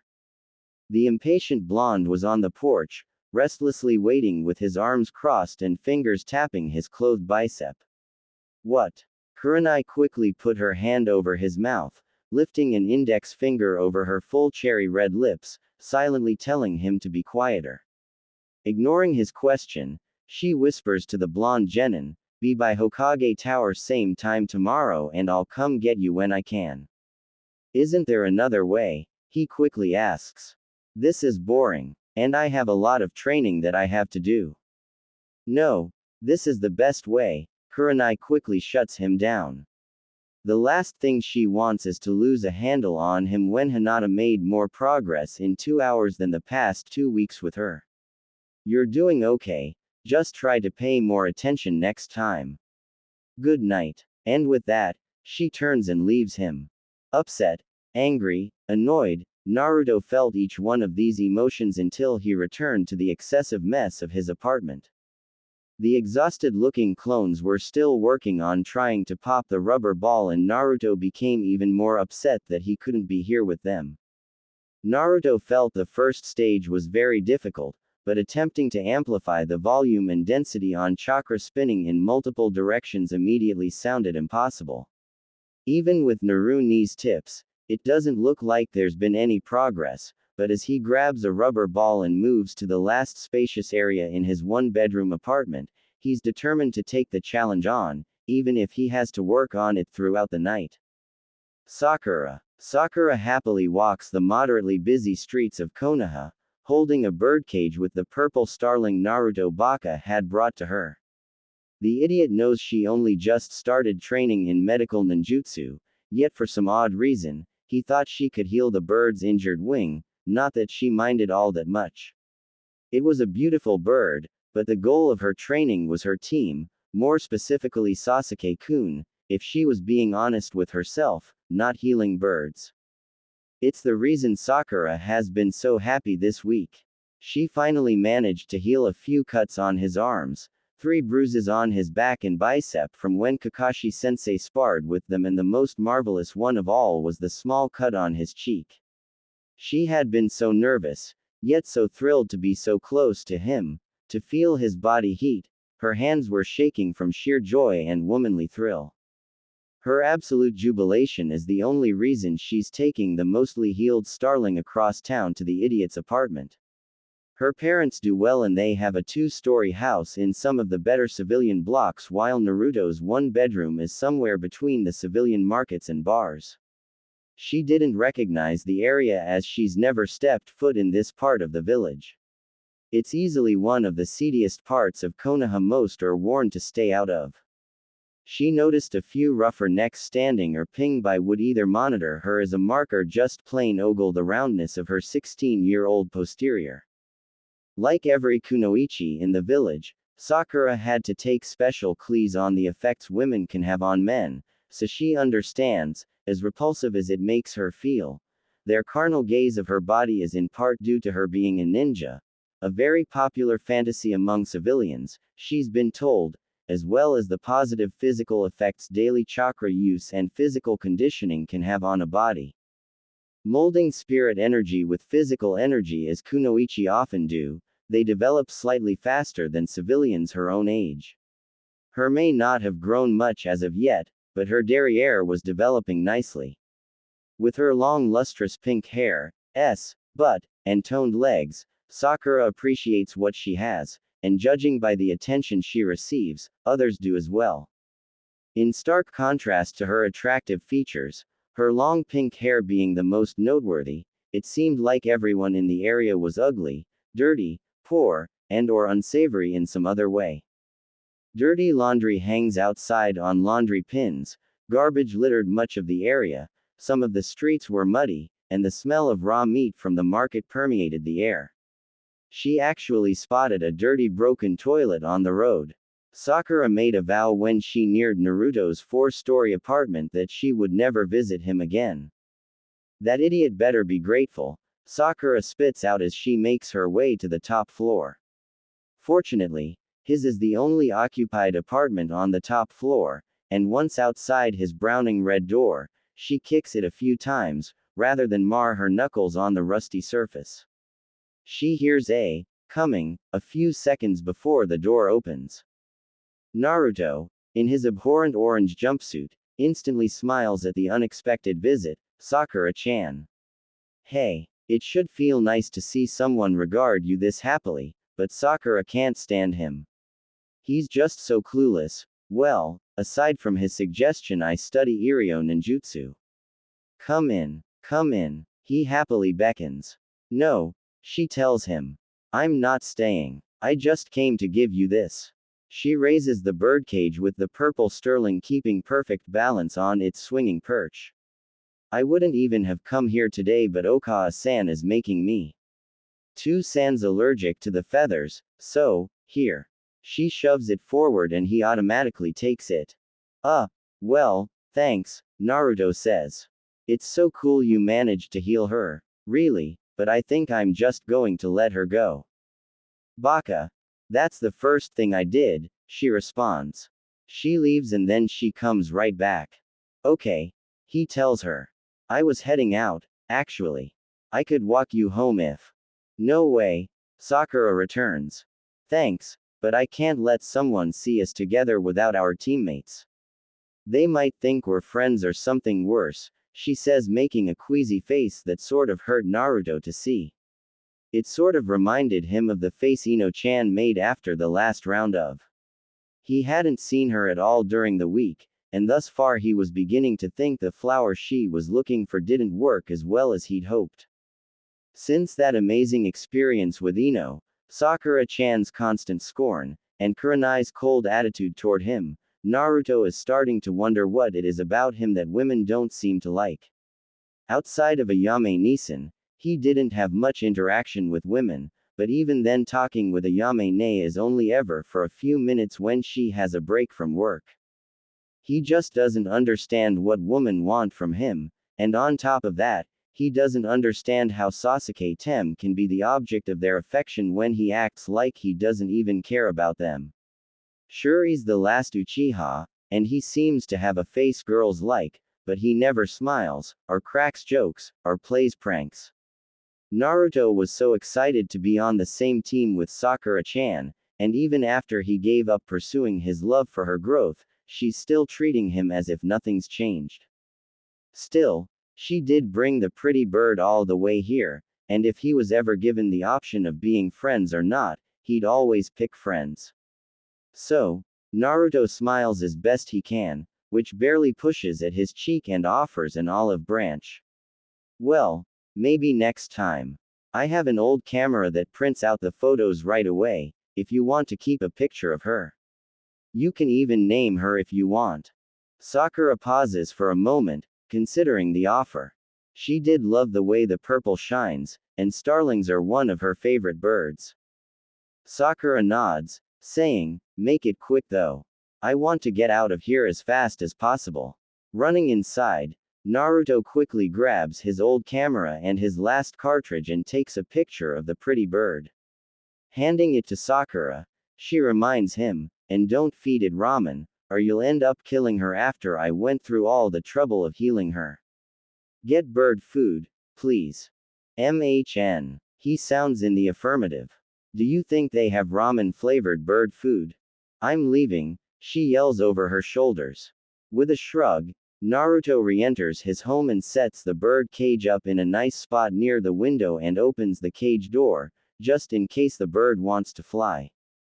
Ino. The week had been a test of wills for Ino. She hadn't given much thought to how difficult keeping up appearances would be. The days were unremarkable, and her routine could be as normal as any other day, but the moment it feels her deflowering was truly well in her past, something would jolt her back to that day, to that reality, and sadly, the physical response that came with it. Her walk to meet her team could be peaceful, until she saw 2 dogs, or cats running desperately for that release, and instantly her mind returned to Naruto taking her doggy style just as desperately, spreading her just as deliciously until she came, nodding her like she was his bitch. And until Ino can return home to relieve herself, the rest of her day is a constant battle against the rousing desire of her moistening quim. A conversation with her mother about clothes could be as normal as it ever was, until she grips anything cylindrical with a curve, testing the firmness of a cucumber or banana, anything with sausage links, or sucking on a popsicle, then Ino would immediately excuse herself. Couples with blonde hair, stretching in a provocative fashion, or even bathing can all trigger a physical response. Ino found herself getting horny a minimum of 5 times a day. So she threw herself into training, finding the exhaustive focus a good remedy for her arousing thoughts of blue-eyed blondes. She, of course, kept her, old Ino, mask on with her team as much as her parents, but she couldn't quite be as domineering as she used to be. So much mattered far less than it did a couple of weeks ago. Her figure was still important, but the innocence she was saving for Sasuke-kun is gone now, so how pure could that gift for the man she loves really be? She'll always know what she did. She makes certain to chastise and heavily critique her teammates and sensei when she felt they didn't meet her expectation, but again, she lost her virginity to their CL's dead last, a bigger idiot than Kiba. And she did it happily, with a hunger comparable to Choji and his CS. How can she expect from them when she's failed her own expectation? She knows her mask is creating the image she needs to present, but it's also a constant reminder of why she needs it in the first place, Naruto. The boy whose apartment she's currently walking toward under a knee-length cloak. Ino wouldn't willingly search the blonde subject of her trepidation, but she was given little option. If she wanted the money from the orchid, then she needed to see him. It was so simple for her parents to wonder if they now had the only red slipper in Konoha, or if there were more. Her parents explained if there were indeed more of the expensive orchid, then they would sell the orchid on her behalf and give her all the money, but if not, then the best option for the clan would be to try and cultivate more. It would take years, but ninja are patient and plan for the future wherever possible. It would be well worth the wait if, in fact, they were the only clan or business with the ultra-valuable flower. But of course, they needed to ask the source who found it in the first place, and she wasn't going to ever disclose his identity to her parents, ever, which meant she needed to ask him in person. She concealed herself under a heavy travel cloak with the hood up, and he lived alone, which was fortunate, as the fewer people that spot her there, the better. However, Ino's luck as of late was not a thing to rely on, and as Ino spots Sakura walking toward her, she was certain fate is against her as well. If Ino had only kept still, Sakura may not have noticed her, but the knee-jerk reaction of turning away caught the pinket's attention, and the green-eyed Kunoichi was on her in moments. Ino pig, Sakura says with a smile that's too self-assured. More than anyone, Ino knows how insecure Sakura can be. Even in her strongest moments, the pinket was always doubting herself. It's the safety net Ino always relied on when fighting over Sasuke-kun. Ino always knew that Sakura felt undeserving when it really mattered, and that's why she never truly worried about Sakura's advances. The pink-haired Kunoichi was her own worst enemy, thus never really a contender for the beautiful Uchiha's affections. But the victorious smile plastered on her face informed Ino otherwise. Her rival for Sasuke's heart was very happy, too happy, as if in a few short weeks, life had generously handed the pinket a large home, a beautiful husband, and a prized career. It didn't look good on her face. A month ago was the last time Ino saw her rival, and even with that majestic perfume, Sakura never looked this happy. Ino was getting a horrible feeling in the pit of her stomach. It's been so long, she says, her tone with an annoying level of levity. We really should catch up. I'll go first. Sasuke-kun is mine, and I'm going to be a medic nin, possibly as talented as the legendary Sanin herself. How are you? Forehead's interest in how she's doing is so clearly fake, Ino needn't bother answering. Her anger, however, focused squarely on the only statement that mattered. You know, living out your delusions is indicative of a psychological break, a severe medical condition by all accounts. But allow me to help you on your path to recovery. Sasuke-kun is not yours. Oh, well, I can understand how you might think that, she mocks, her cunning smile broadening as she flicks her long pink hair back. It has been a while, after all. But, now that I'm the team's medic, I get to touch Sasuke-kun every time he's injured. The tiniest scratch mars his beautiful body, and I'm there, my hands all over him. I've touched his arms, his back, his chest, which felt amazing, his face, which is its own heaven, and pretty soon, he's going to invite me, the only girl he's ever really cared about, to his home, so I can touch him some more. Ino had no idea Sakura was training to become a medical ninja. It would be a brilliant move if not for her rival advancing so much further than herself. That forehead's touching him, Ino's mind torments her with. Every female with any sense for seduction knows that skin contact is very influential in getting what you want. She's heard so many stories from her mother, female clan members, or the woman in the bathhouses, that Ino's regards its use as practically a jutsu. And now forehead's taken an amazing step forward to take my man. Just think, Sakura continues, relishes in how silent the most confident girl she's ever met is. Sakura knows how devastating this revelation is. She herself would be utterly crushed if the tables were turned, but for the first time since they announced their rivalry for Sasuke-kun's traumatized heart, Sakura finally feels well and truly ahead of Ino. The blonde heiress always had so much going for her after all: beauty, confidence, intelligence, perhaps not of her level, but she wasn't stupid either, and as an heiress of a prominent clan of Konoha. It just wasn't fair. Now, however, nothing her platinum blonde, former friend could do would ever compare, and Sakura couldn't help but twist the knife just a little bit harder. Moving closer than necessary to the Yamanaka flower, Sakura practically sings near her ear, "Sasuke-kun and I have only been teammates for a month and I already get to touch him practically anytime I want. Who knows what might happen when it's just the two of us, by ourselves, sweaty and hot-blooded from intense training, in his comfortable home, so near a bed." For the first time since her newfound outlook, Ino's mask broke. Her hands move of their own accord, pushing a surprised Sakura back, not enough to fall, but more than enough to extend her hands ahead of her, directly at the heart of the pink-haired demon.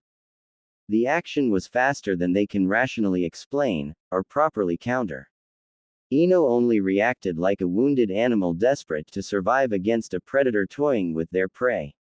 Maybe 2 weeks ago, the news would have only stunned her, if not ruined her day, but now, after everything she's lost to the worst person to lose it to, after fighting her daily carnivorous desires for more, Ino couldn't take any more beatings her life's been taking. Her hands move fast, not with her explicit authority, but not without her consent either, as she forms her clan's signature hand seals. Shintenshin no Jutsu, she declares like a strong war cry. Ino's body dropped to the ground like a puppet with its strings cut as Sakura, now under Ino's control, is the pinket's body movement and hand grip. Not a second after she used her family's technique on a former friend and now eternal adversary, Ino Sakura picks up her unconscious body and continues her trek as she was originally doing, all the while mercilessly forming the plan to make all the hurting stop. Kicking at Naruto's door, Ino Sakura calculates how much time she has before she'll have to dispel when she thankfully hears, "Just a second." Ino in Sakura's body was very worried her blonde defiler wasn't home and would have to do something less effective, but at least in this, things are working out. Calling through the door, Ino yells, "Naruto, it's me Ino." "Ino-chan." She hears him yell through the rough metal door. She places her foot on the door just as he tries to open it, stopping him from ruining her plan. She didn't exactly have time to explain to him why she looks like Sakura and has hold a body that looks like Ino. She yells back, "Look, I don't have a lot of time to explain, so you need to do everything I say, okay?" Why do you sound like Sakura-chan? Naruto. She yells back, already anticipating the chakra exhaustion if she doesn't finish in time. Unlock the door, go to your bedroom, find something to tightly cover your eyes and sit on the bed. Really? He asks from the other side of the metal door. "If you don't do it now, I'm going to leave and never come back," Ino Sakura throws back, and within a matter of seconds, the door's 3 locks click unbolted and the sound of footsteps running away is heard. Sakura quickly gets inside and places her body gently on the old ratty-looking sofa.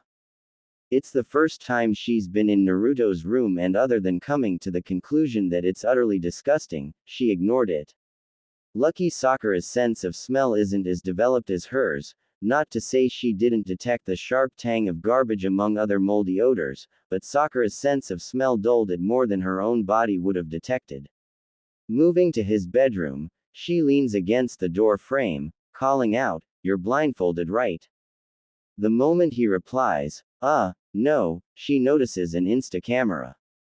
"What? Why not?" The dolt surprises her some by asking, "How do I know it's you and not some trick?" "Fine," she states, admitting that made sense, but she was on the clock and went with the most obvious proof. "You and I had, 2 weeks ago in the forest, a lot of it," she adds, feeling Sakura's cheeks heat with blush. She grabs the camera as he tells her he's ready.